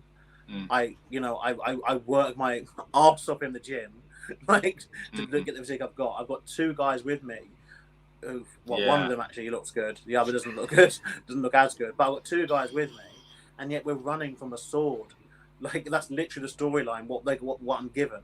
Like it's just insane. Like that he's had to obviously go along with something like this because, I just think he deserves better. I honestly do. I think obviously they took the experiment with him way back in 2017, wasn't it? With the or 2018. What year was it? It was around that period. Yeah. But it went better than people expected. And I think, it's a big shot that they haven't done it again or anything close to it at least. Exactly, yeah. I think he still just owed that kind of, pay-per-view win or something, like another, like a mid-card title. I don't think he'll ever get a main championship again. I think obviously it's moved, the ship sailed on that. But I think at least to have him have something. And who knows? I mean, it looks like this might not even be over though still. I get that vibe that they might, I don't know. They might do some sort of sword and a pole match or something at Extreme Rules. No, I think Extreme Rules. I reckon they'll do some kind of. I reckon they'll do like a Punjabi prison match, and the way Drew gets out of it is to literally chop the bamboo down with the sword. Oh mate, I kind of hope you're right now. after That'd be pretty good. Yeah, at least it's all to do something. But yeah, I think they did miss a trick though. Obviously, with the returns, they missed a trick not bringing Great Khali in to save Jinder. WWE Hall of Famer, Great Khali, get it right. True. Yeah, WWE Hall of Famer, the Great Khali. But yeah, as I say, like, you know, good for obviously for me, Scott and Rob all getting points on that one. What did you think of it, Scott? Well, yeah, I mean, like I said, it was just easy, short match. Didn't need to be much more, but yeah, it is. I'm with Lucas. I disagree with kind of letting Jinder fall so far, like they have. Him coming back was a chance to refresh things. I think it's a great idea to do a storyline between the two of them with their history, and it's a good thing for Drew to step away from the title picture. It's a good thing to raise Jinder, and I picked Drew because I thought realistically it probably is right for Drew to win, but I do fear that with that and the way they've done it, it wasn't exactly the greatest thing for Jinder, unfortunately. So I feel like, yeah, maybe if you're right, Lucas, and it does continue, maybe it's a chance to have Jinder get his win back, and then that moves Drew back into the title picture or something like that, because obviously that's going to come eventually anyway. But Jinder needs something, you know, if he's going to. I think beating Drew and then going after the US title or something like that would be a good thing for Jinder. Well, yeah, because even like Drew, like obviously, essentially, as we get onto very shortly, Drew obviously still can't challenge the WWE Championship. Sorry, spoiler. But he still can't challenge the WWE Championship because, you know, Lashley is still champion. Yeah. So he will still need to either have to continue this feud or to start a new one with someone. Yeah. You know. But I get a feeling that this also might be why they freed up Sheamus. You know, now he's not the United States champion because. Right. You know, potentially, you know, their Full Count Anywhere match earlier in the year, during the Thunderdome, was really good. But I think doing it in front of fans, perhaps at Extreme Rules, that could be a program I can get invested in. Yeah. It's just Drew and Sheamus just makes sense. It's literally just two guys batting the crap at each other, and you know, Sheamus hits hard, Drew hits hard. Like, you know, the promos write themselves because they've just known each other so long. They're so like storied, you know, through obviously wrestling over in Europe. You know, way back, 15 years ago or so. Yeah. Through to wrestling in the WWE, so it's an easy one to do, but it's just a case of because Drew obviously, you know, he still can't challenge that championship. So what does he do? You know, and I'd favour a new feud or a return to the Sheamus feud. You know, now the fans are back, obviously. That was a perfect stopgap, really. That feud, wasn't it? It was all disappointed that it happened too early and it was kind of rushed, but we'll see where we go. I'm going to quickly get to this comment as well from Gary. Scott, get that top off. Gary, it's not that kind of show, mate. No, I'm sure you're referring to my Arsenal shirt, but give me let it drop, mate. We've just lost another game, so come on, mate. Right, yeah, but back on to Drew. Yeah, I'd love that if he went into another feud with Sheamus. Yeah. So, talking of obviously, you're saying about losing, but talking about losing, Nikki ASH losing the Raw Women's Championship. Yeah, and for once, Charlotte isn't the most controversial new champion in the women's division. Wow, yeah. And Lucas, obviously, the only one that picked Charlotte Flair to win that. Myself, me, Scott, and Rob all going with Nikki, almost a superhero. Nikki almost still women's champion, doesn't have the right ring to it, but yeah, another waste of money in the bank, boys, wasn't it? Really? Yeah, very disappointing. They had some good spots in the match. Can't deny that. I do respect all three performers, but say it is what it is. I think it came across better because of what had happened in the other title match. Like I think Charlotte did kind of get a few people off her back because of what had already happened. So, but I did feel awkward at the beginning. There was fake cheers I felt being pumped in for Nikki, which is a shame. I know that she's got a lot of hate recently, which isn't her fault. You got to see even a video of her showing up, looking at the SummerSlam stage of being really, emotional about it, got some hate on Twitter and stuff, and obviously there was that video going around of her getting booed basically because she was the one that came out instead of Charlotte when Charlotte wasn't in Charlotte after talk about something falsely advertised. But yeah, so she's kind of got the brunt of things in an unfair way. But I feel like, WWE ran with, we all said last month, they ran with the whole thing really quick because she was hot. It was a new, fresh character, and they thought this is going to go down well.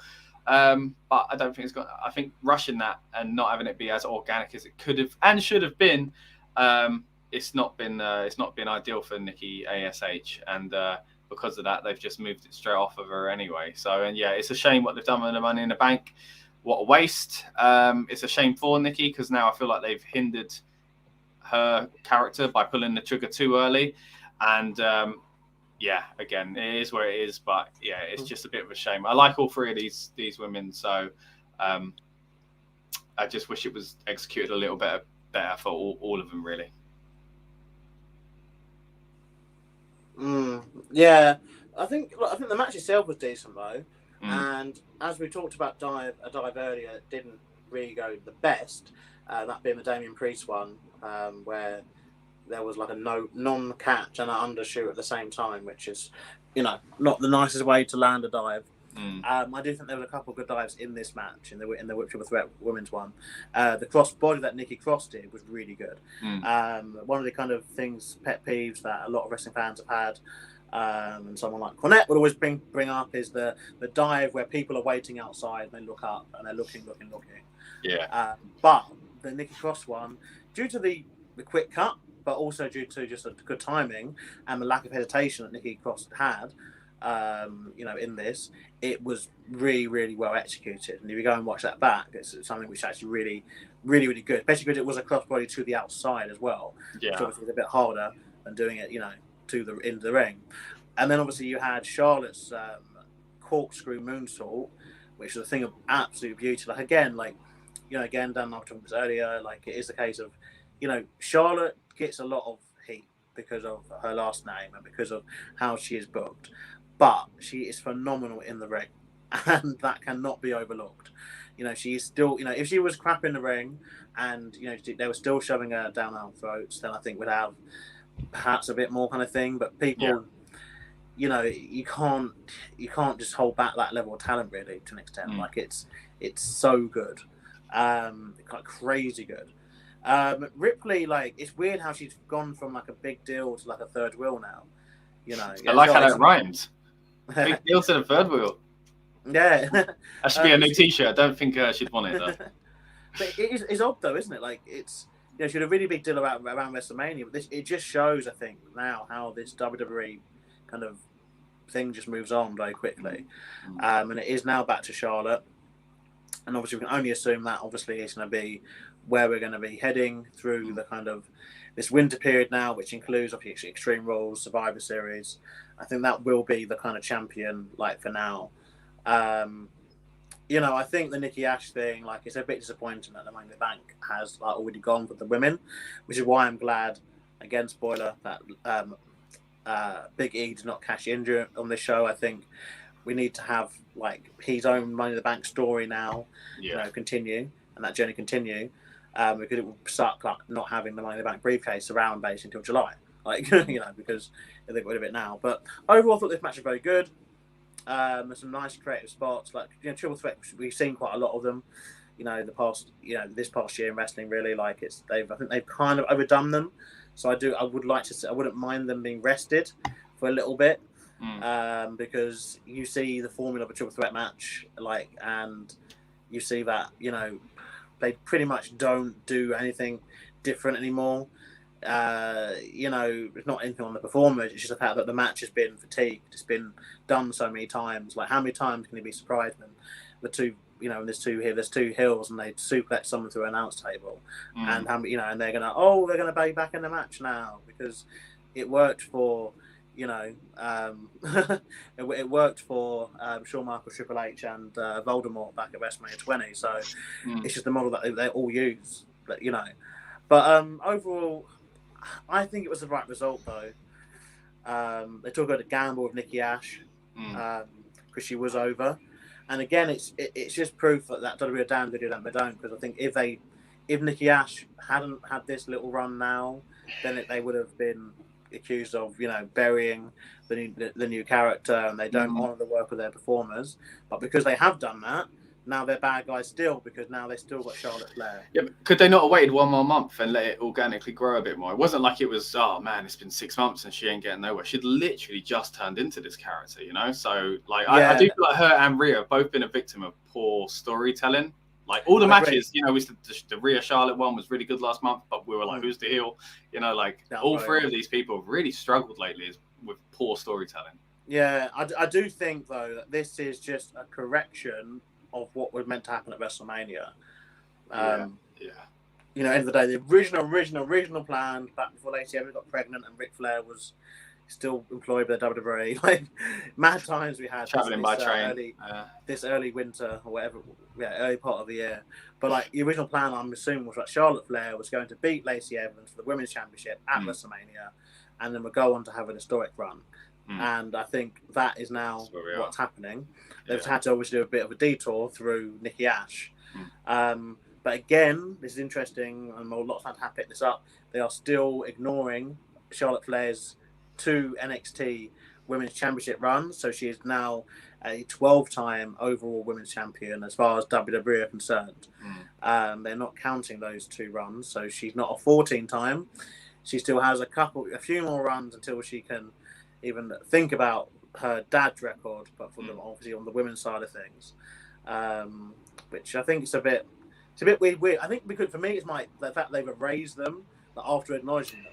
Yeah, So they kind of do that anyway with Flair, because I think Flair realistically has more than 16 as well. So they can choose when they feel like it, don't they? Which is a shame. But at the same time, we all agree there's been hot potato too much, and she has got too many. She does need to slow down, because she's great. She's got a lot of years in her, so maybe it's a good idea to do it. But at the same time, it's that damned if you do, damned if you don't, because now it makes NXT's, the third brand. Is it? I mean, is it really? If you're saying their title don't mean anything, so yeah, it's a tricky one. Yeah, I feel as though, with this whole, with the whole title thing, it's like, could they maybe be worrying that she's gonna leave when her contract's up? Because we don't know how long she's got left on the contract. If she got 2 years, are they thinking, okay, let's try and get her up to this amount of titles until she's obviously until her contract's up, basically, because obviously you think her fiance's working elsewhere, her dad's working elsewhere. Yeah. And they've kind of actively said it'd be great for her to join us at some point. And, is she going to want to be staying in WWE for the whole time, or is she going to want to go out there and explore and, wrestle with different people and, take that name elsewhere? But for women like Becky and Charlotte, where obviously they are the top paid women, obviously in WWE, is that pay? I don't believe that pay exists for women outside of that company. And fair enough, yes, it's not all about the money. I get that, but I think that's obviously part of it. And Charlotte, is there that option outside of WWE for her at present where she can? Because she is someone who, she walks into another company, she is the focus of your entire women's division. Yeah, I mean, imagine is another promotion willing to do that? Yeah. If in a couple of years, let's say it is 2 years, by that point, Britt Baker, who's worked her arse off in AEW, has done hardcore matches, had a couple of women's title reigns, maybe ushered in some new signings, through obviously connections she has into the company, and then is she going to be happy if she, Charlotte Flair is going to walk in and just be like, well, now I'm the face of the division, essentially. Yeah, and you're right. Wherever she goes, she would have to be the main focus. Yeah, because there was that worry when Tessa Blanchard was going to sign for AEW that would happen there, because obviously she came off the Impact World Championship, win.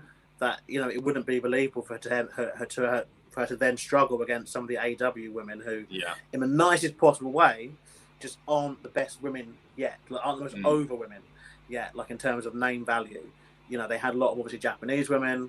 And just lesser known women obviously wrestle for them, because WWE obviously did take the majority of the good ones, or the most over ones. But saying that, they now release the time. Yeah, it's going to take time for AEW to grow a division, but I think you're definitely right as far as like WWE have the over ones, the stars. If Charlotte showed up there, it would be like Hogan going to WCW as far as in the equivalent of the women's division, you know. And I wouldn't have entertained this conversation before, but obviously things are changing in the past few months as far as her family and what AEW are doing. So like I could see it more likely now, and I do wonder if she ever did go, she'd win titles. I see her as going back to WWE eventually. I know we're looking fired now, but I think she's such a WWE property. She feels WWE that if she would go back, I feel, and she's very young still, she'd go back.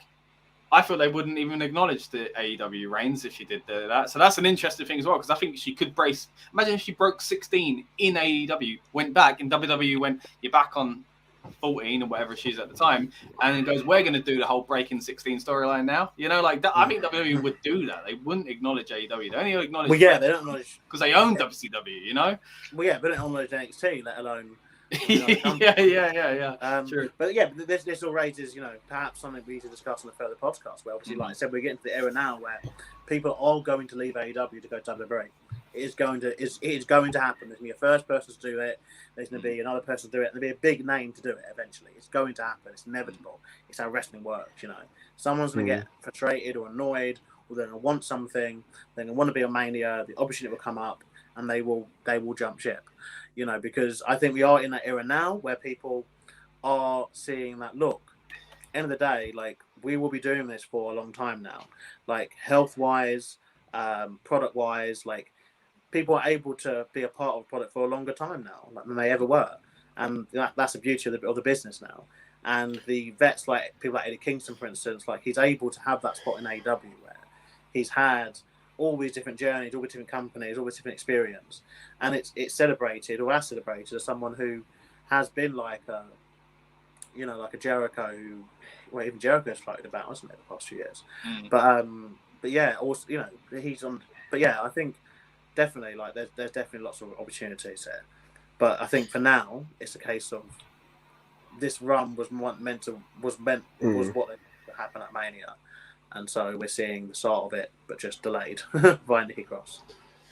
And then talking of things getting delayed, obviously we know that Edge was had a bit of a WrestleMania moment delayed because obviously there weren't fans back in the first time that he was at WrestleMania, but he's finally got his big stadium pop. Obviously, had the WrestleMania one this year, but he went one-on-one for the first time ever with Seth Rollins. Second longest match on the card. Edge, again, wasn't as long a match as we thought. Wasn't like a 35, 40-minute match. It was just the shade over 20 minutes, 21:15 to be exact. But, I liked the way this match worked. I thought both men worked really well. Like the little touch of the Brood thing at the start, which was good, playing into what happened on SmackDown. And it was interesting that Edge didn't just finish the match with a spear. It was, it was strange to see Seth tap it. Wasn't it? Yeah, like weird seeing Seth tap out. It made me laugh with when he had him in the submission, and you had like Michael Cole calling it one thing, Pat McAfee calling it something different, and it's like, which one of them's right? It's like, is it execution? It's like, yeah, it's like, and there's like one, they're correcting each other sort of thing. It's like, and you've probably got Vince shouting down their ear, no, it's called this, blah, blah. But yeah, anyway, I like the match. I like the finish. I thought, it was a good way to actually end the match and, ended it with a sleeper rather than, just pinning him, because it makes, I always feel as though, stuff like a sleeper, you think like that legitimately could just like, you essentially choking someone and, they're going to have to obviously tap out. It's a crossface thing. Yeah, started out as a crossface. Yeah. And, but no, I think, overall it was good. It did what it needed to do, and it leaves the door open, I guess, for future matches. So, yeah. Yeah, I mean, I really enjoyed this match. Again, like, it didn't go as long as we were fearing it might. And, it was, and, I really liked all the old school stuff, doing the Brood thing. It was a great entrance. I think it's widely renowned as one of the greatest entrances in WWE history. And so is the theme song. So that was really cool to get that. Really didn't expect them to go in this direction, but I'm glad they did. It was like a greatest hits of the early days of Edge's career, and that was nice to see. I don't understand why, but again, it was nice to see. And then obviously he used his normal theme as well. But yeah, bringing back the old school moves, even doing the glam slam was a really nice touch as well. And yeah, it was a fun match. The spear to the outside was a bit scary, and the spear into the pedigree was a little bit sloppy, but they're both very hard things to pull off, and they weren't terrible. They were still quite good. They still pulled them off fairly well. And then obviously you had the corkscrew type thing from Seth, where he lands on his feet, bang into the spear, and getting the 2 there was like great. And you say it ended on a sleeper, but ironically it woke me up. So because up until this point we spent ages talking about Charlotte, obviously, but let's not deny the fact that middle section on the show was quite a drag to watch. And once it got to this point, I thought this was really good. And yes, it was very late and I started to fall asleep anyway. But this match was like, I think a lot of people online, and even in our chat, we were all like, what is going on with this show? But this match changed the fortunes of this entire show. It was really well done. And we all had suspicions that Seth could do this with Edge. And I'm so glad that it came out the way we all hoped it would.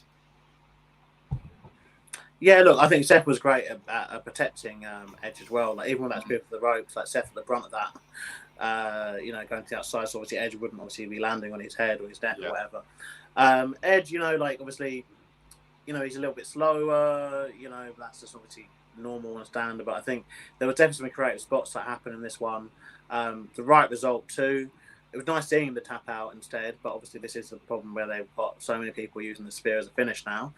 So it was nice. I guess that was it had to be done that way kind of thing. But yeah, look, I enjoyed it. There's not much more I can really say about it than I enjoyed it. But I just hope obviously now Seth obviously can still recover from it. He's obviously the one that's going to be on the roster full time going forwards. And let's just see more of Seth just having really good matches. It's really difficult. I think a Seth and Nakamura feud needs to happen. Well, we just had that though, haven't we? So, yeah, didn't he just have a thing with Nakamura? Wasn't it alright? Well, yeah, but didn't he have a match with Nakamura not long ago? Oh, maybe I'm remembering something wrong, but I feel like they just feuded. Let's have a look. No, because Nakamura's been doing the whole King thing with Corbin and stuff, hasn't it? Now, before, WrestleMania Backlash. Yeah. That was the storyline. After Cesaro, he went on to Nakamura. And he had a decent match. Yes, you did actually. You did, didn't he? Yeah. Okay. Well, to be fair, it's elevated now that obviously Nakamura is King Nakamura. Yeah, let's do it again. The IC Championship. And fans are back, properly. Yeah. But yeah, that again just shows you this product is so just moving crazy. very fast as well. And they're moving so fast paced. But yeah, look, I like the match. I think it was Edge's best match since probably the greatest wrestling match ever. But even though that obviously had its, cinematic elements to it, I guess. So this is his best bell to bell match, I think. Yeah, I enjoyed it. Yeah, so as I said, I think this was a solid match. But yeah, and it didn't go too long, which was good. As I say, didn't go overly long. Like Lucas said, it was nice to see. Obviously, Seth was in there taking care of Edge. Both are really good guys in the ring. Can both pull great matches out of anybody. And I think they did work really well together. And it does give. I think it's just the start of this feud. I could see this maybe going on again, maybe at a Rumble or a Mania or something like that. But yeah, interesting to see, I guess, where both guys go next. Are they going to maybe have Seth go after one of the championships maybe? Is Edge going to just be working with a few of the younger guys? I guess we'll see in the upcoming weeks, I guess. So, but yeah, someone I don't think we'll be seeing very much of is Goldberg, having lost to Bobby Lashley. Well, not as comprehensively as I expected him to, but still nonetheless lost to him. That was his second match of the year, so I think we could probably say it's safe for Goldberg to go and hibernate now until his contract renews and he gets his 2 matches next year. 7 minutes, 10 seconds, a few other moves rather than just a spear and a jackhammer from Goldberg. Nice to see. Bobby Lashley obviously getting the victory due to referee stoppage. and just battering Goldberg and then locking in the full Nelson or full Lashley on Gage after the match. So yeah, I mean, surely we've got to get a rematch somewhere, but you Yeah. might be right as far as he goes away for a bit and hibernates, and like we get a Rumble or Survivor Series. I think that's the best way to do it. Let Lashley go do something else, and big bad Goldberg shows up as a shock and like, yeah, remember me, what you did to me and my son? You know what I mean? Like that would be good, because I don't think necessarily has to happen in Extreme Rules. I'd be fine if Lashley moved on to something else, and that could happen without the title as well. That could be a big marquee match we have without the title. We all good?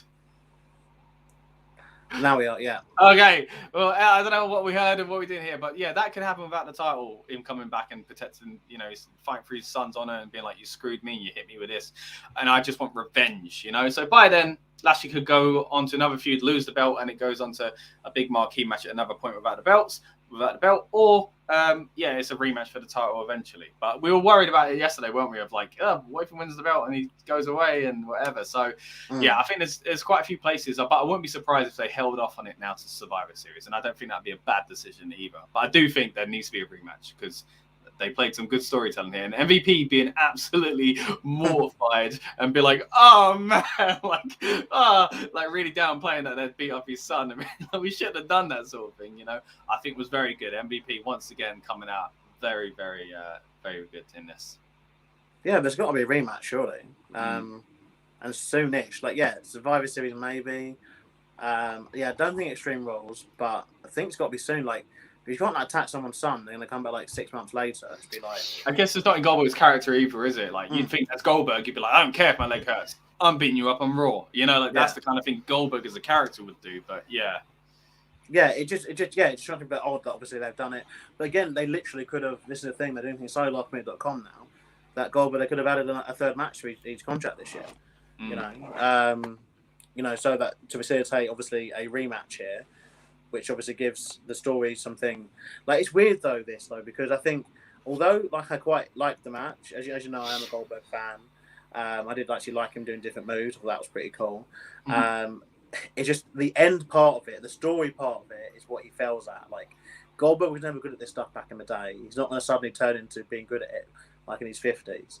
And you see like lots of memes of like the delayed reaction to the hit with the cane, you know, and it just feels a bit like, as much as I didn't mind it too much, the referee stoppage, like I do still think like, well, it is Goldberg. Like we saw him beat like Brock Lesnar and like kick out of F5s and stuff. Like, but you know, a couple of chop blocks and a weak looking hit from McCain, and he's not able to compete anymore. It just after like 5 minutes. You know, but then the story part of it they could tell this is the fact that, you know, Goldberg had been training for those 2-3 minutes of just absolute intensity madness. So when it gets past that initial burst, you are now dealing with more Goldberg the man. You know, like, and it would do that in MMA. There would be like he's a fight. He needs to get done in the first 15 seconds with it. You know, like with a big kick. Exactly. Yes, there is some scope for this. So it could be interesting where they go, but yeah, it has to be a rematch, surely. Like, it'd probably be Crown Jewel. Oh gosh, Crown Jewel October. That's very smart. That's what it is then. Okay, that makes sense. Yeah, that does make sense, doesn't it? Yeah. There we are. There we go. Well done, Dan. Yeah, because I don't think they're going to put him in there with the Undertaker again.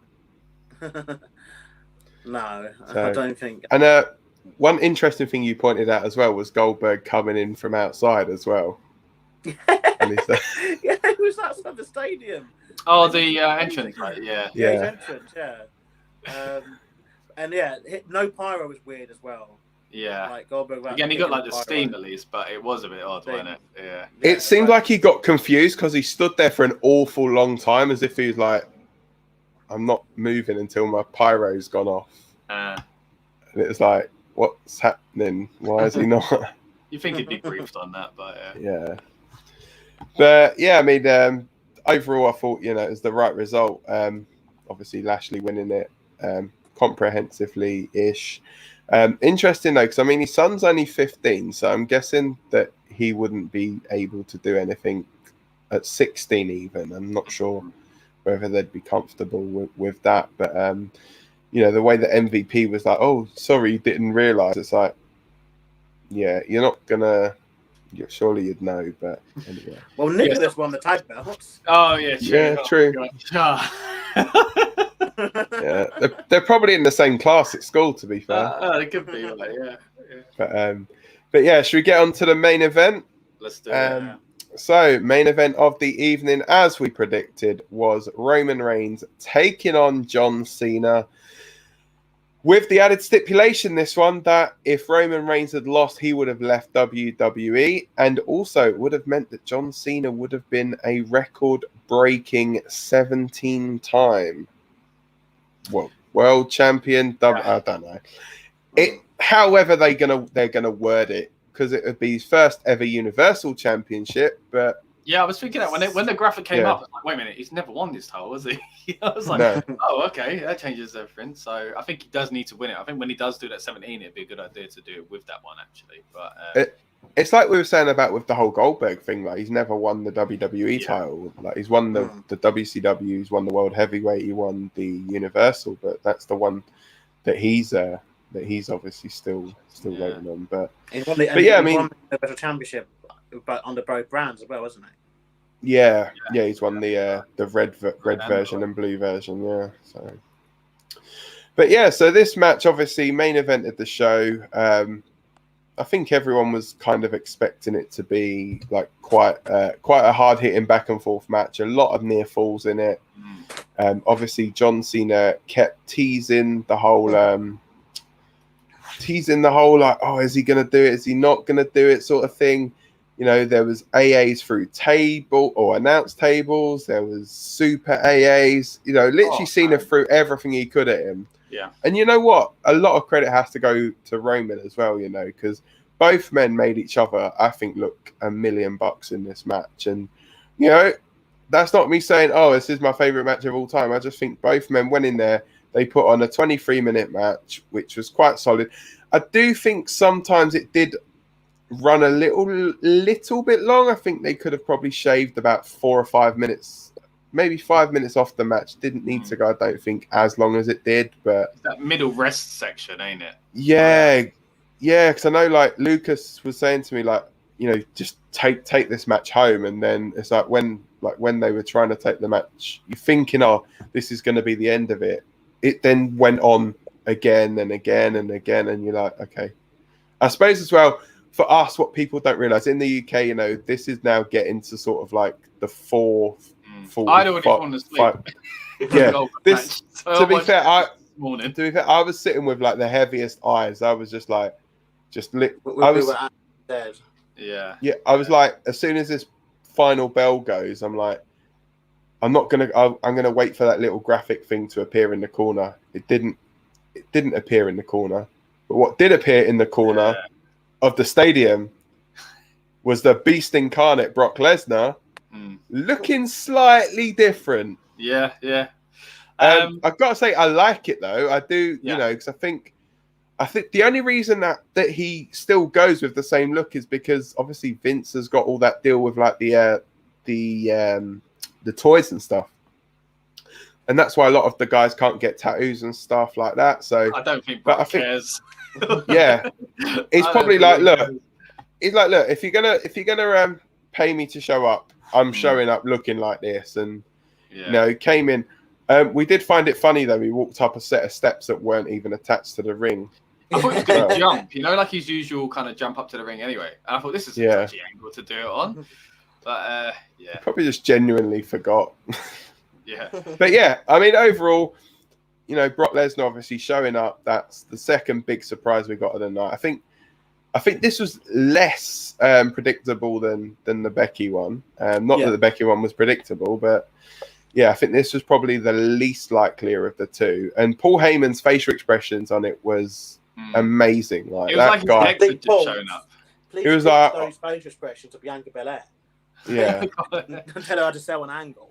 Like, yeah, Heyman was fantastic with this, you know. Yeah, it was like his ex showed up. Like, he played it so well. And then, like I shared in our group earlier, probably going to lead to Extreme Rules custody of Heyman match between Brock and Roman. So yeah, what did you guys think of this? Well, as a match, I thought it was really good. Like we said earlier, it's a shame that we get this match so late sometimes because we can't fully give it our everything. So in some ways, I'm glad I fell asleep so I could watch it properly in the morning. But it was really good. The false finishes were great. And I was annoyed about stipulation because to me, it made it really obvious Cena weren't winning. And I mentioned earlier, as much as I like his new gear and the entrance, that also made it obvious he weren't winning.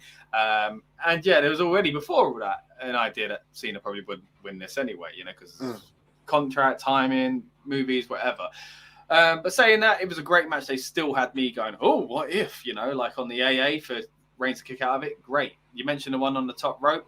My goodness, we've seen him do that before. But when Cena's getting up there in age and Roman's a big guy, it was very, very impressive, So I really enjoyed that. All in all, it was a fun match. And like you said, the announce table, Roman talking to the camera and saying movie executives, like giving a message to the movie executives was really, really fun as well. They played their role really well. I really enjoyed everything I saw in this match, other than that middle bit where it's the rest holds, but you kind of expect that in that style. It did feel like, it felt obvious pretty much for most of it that Reigns was going to win. And I thought, well, what do you do then? What do you do to top it? You've kind of spoiled that by telling us that silly little stipulation that was never going to be carried out. So that was my only worry with it. So I thought, well, what can they really do? So I was shocked when they brought out Lesnar. When that music hit, it was amazing. Yeah, look, I think, I really enjoyed the match. I've always maintained that John Cena is just so good at these main event level matches. It was, again, it's it's a little bit too long, but then it wasn't, it's just a case of, they just cut some of that faff, like we've talked about earlier, and maybe even just had Alexa and Eva on Raw on Monday instead. We would have then got at least closer to the kind of 3.5 hour mark, which I don't think these shows should go any longer than that. The match itself was fine, and I think he made you believe still that maybe he could, which is that stipulation that we've spoken about. But I'm not going to go back into that since that's you covered that. I think I agree basically with what you guys say about the stipulation. It's rubbish. Now Lesnar, that was phenomenal. Sadly, I had it spoiled for me, and I think our stream was maybe 30 seconds behind. And really? What was you texting online or something? Oh, okay. Yeah, someone that I was texting during the show, obviously, just said it. Came up, obviously, on the pull-down thing, notification. And, it was spoiled. So my pop for it was a bit subdued, a bit more subdued than it would have been hadn't I seen that message. But even so, Lesnar's very divisive because fans were going to scream about Finn Balor and scream about all the other kind of people they want to challenge that championship. But the championship, Reigns is now taking the championship to another level.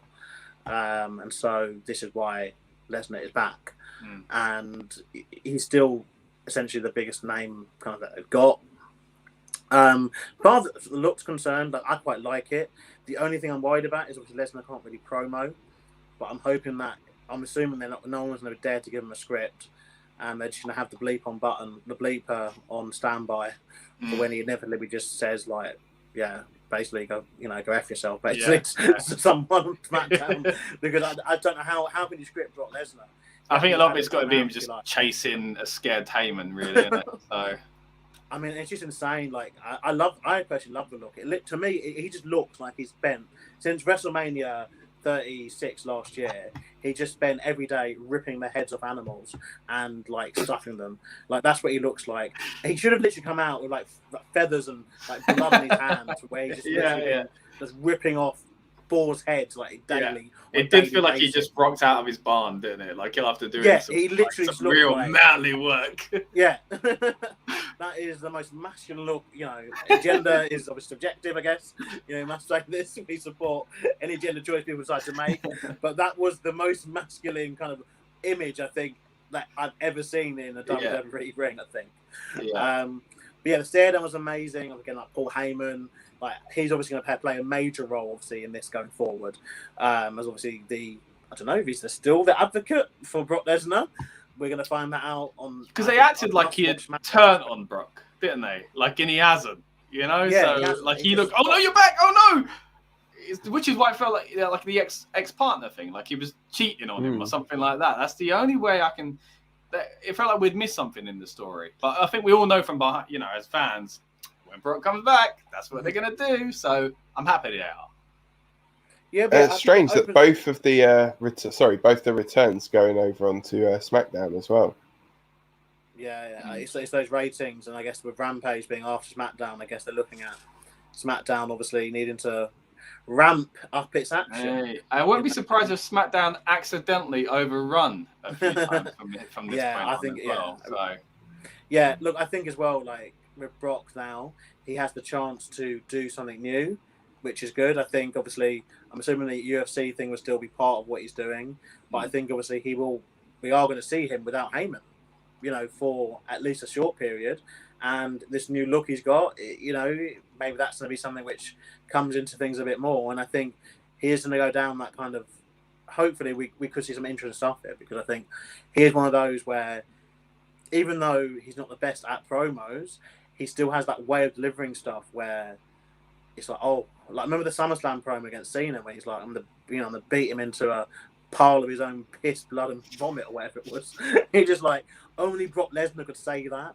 It's just like, that's cool. That's a promo you're going to remember. Rather than the cookie cutter stuff that they give some of the other guys. Yeah. Because he is just so badass. But yeah, no, I'm excited for what's coming up. Hopefully, when do you think they do it then? Extreme Rules. Guess so. Like this is like wilderness, ain't it? This gap between SummerSlam to Survivor Series. It's like, well, why did you start a feud at SummerSlam? They got Saudi as well. They got what have they got? Extreme maybe Rules, it will be the Saudi thing. Maybe that. So you got Extreme Rules, Super Showdown, Hell in a Cell, and then Survivor Series. What was the one that was? Had it already, didn't they? Yeah, but what was the one that was moved? Extreme Rules got then. Right, yeah. Right, yeah. Because I know there was. Did we not get a Night of Champions or Clash of Champions, whatever one they call it these days? Yeah, let me have a look. Because I know that they were. Because I think they said that's where it confused me, because they said that whatever they moved to, they were moving it into the October slot. Let's have a quick look. Let's see if there is an updated pay-per-view schedule. Because they did announce a lot of their events, didn't they? They announced where they're going to be for events. So that's basically finished now, because obviously SummerSlam's over. Yeah, right.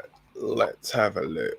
So the thing is, though, no matter what pay-per-view it is, it's not Survivor Series, So it's a really weird point to start a lot of feuds. And I guess we're all quite traditional in the sense that a feud should end at Mania. And nowadays it doesn't, does it? A lot of them do start around that time. So I guess that's the same sort of thing with SummerSlam, really.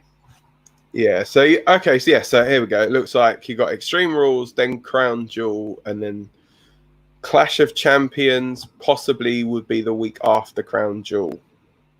Maybe. Okay. It says October. Because it's got at the moment, so it's got Extreme Rules, and then it's got like a date and locked in. Same with Crown Jewel. And then it's got Clash of Champions, October, 2021. And then Survivor Series has got a confirmed date. So. Okay, so it's just assumed then, really, isn't it? Yeah. Well, I like the gap. Yeah. I like there is going to be a gap between, obviously, a 5-week gap between, whatever pay-per-view, Clash Champions and Survivor Series. But do you not feel they're quite similar in the sense of, like, all the belts on the line, and then all the champions have to be in champion matches the next month? It's a bit. I don't know. It's a bit. It's a bit. Depends how they go with Survivor Series and what kind of. Yeah, I really hope they drop. Please, WWE, drop the brand warfare. Drop it, please. Like, you've done it.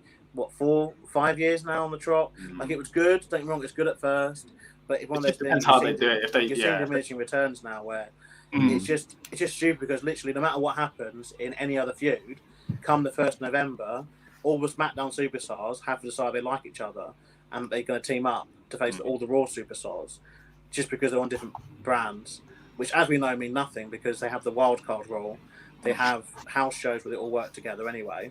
And they're going to do stuff like Super Showdown and the Battle Royals and the Royal Rumble, where they all have matches together.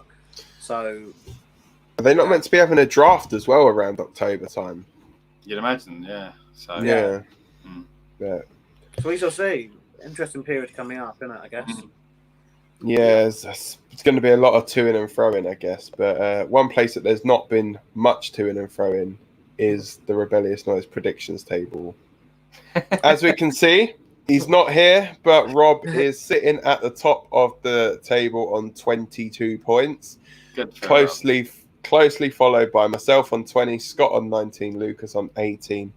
It's really close, really tight there. And, it just shows one kind of wrong prediction can send you to the bottom. One right, in this case, two right predictions could send you top. But yeah, so it's where the bonus points have got to come in now. Someone's got to start risking it. And I think everyone's been kind of a bit reserved, reluctant to use them. So it's not going to be the old Otis cash-in situation now. But I can see. That was just coincidental timing there, guys. I just realised I needed a bit of a gleam. Oh right. Was it just reflected in the camera? Was it? Yeah. Cool. So yes, I think that's it. Pretty much everything that we've got to say about SummerSlam. But don't forget, we will be back with Extreme Rules predictions. I guess will be the next one. Unless obviously anything big happens in the meantime. Hopefully good stuff, nothing negative. It's always nice to talk positive stuff, not so much the negative stuff. But anyway, if you haven't already as well, guys, go back, check out. Obviously, we're recording this the day after SummerSlam, which ironically is a Sunday. Tonight we are going to be seeing NXT TakeOver 36. On that card, we are going to see Walter and Ilya Dragunov face off for the NXT UK Championship. If you haven't already, go back and check out Scott's interview with Walter, where he talks all about that lengthy title reign, the milestones, all different takeovers, a bit about German wrestling. And then I sat down with Ilya Dragunov to talk all about NXT UK, his match and his rivalry with Walter. And there is a lot more that we have got coming your way on the channel. So don't forget, guys, like, share, subscribe. Thank you guys for watching. As I say, hit that subscribe button. Your support is very much appreciated. Don't forget, follow us on Twitter as well at RN Pro Wrestling. Take care, guys. We will see you very soon for Extreme Rules. Hopefully no one loses an eye this time. Take care. Bye for now. Bye for now. Welcome to the Rebellious Noise Pro Wrestling channel. On this channel, we bring you some great content from inside and outside of the squared circle. We will go through and offer some in-depth analysis of the biggest events of the year, as well as bringing you exclusive interviews with some of the industry's biggest names. There will also be live show reviews, in-depth features, and podcasts.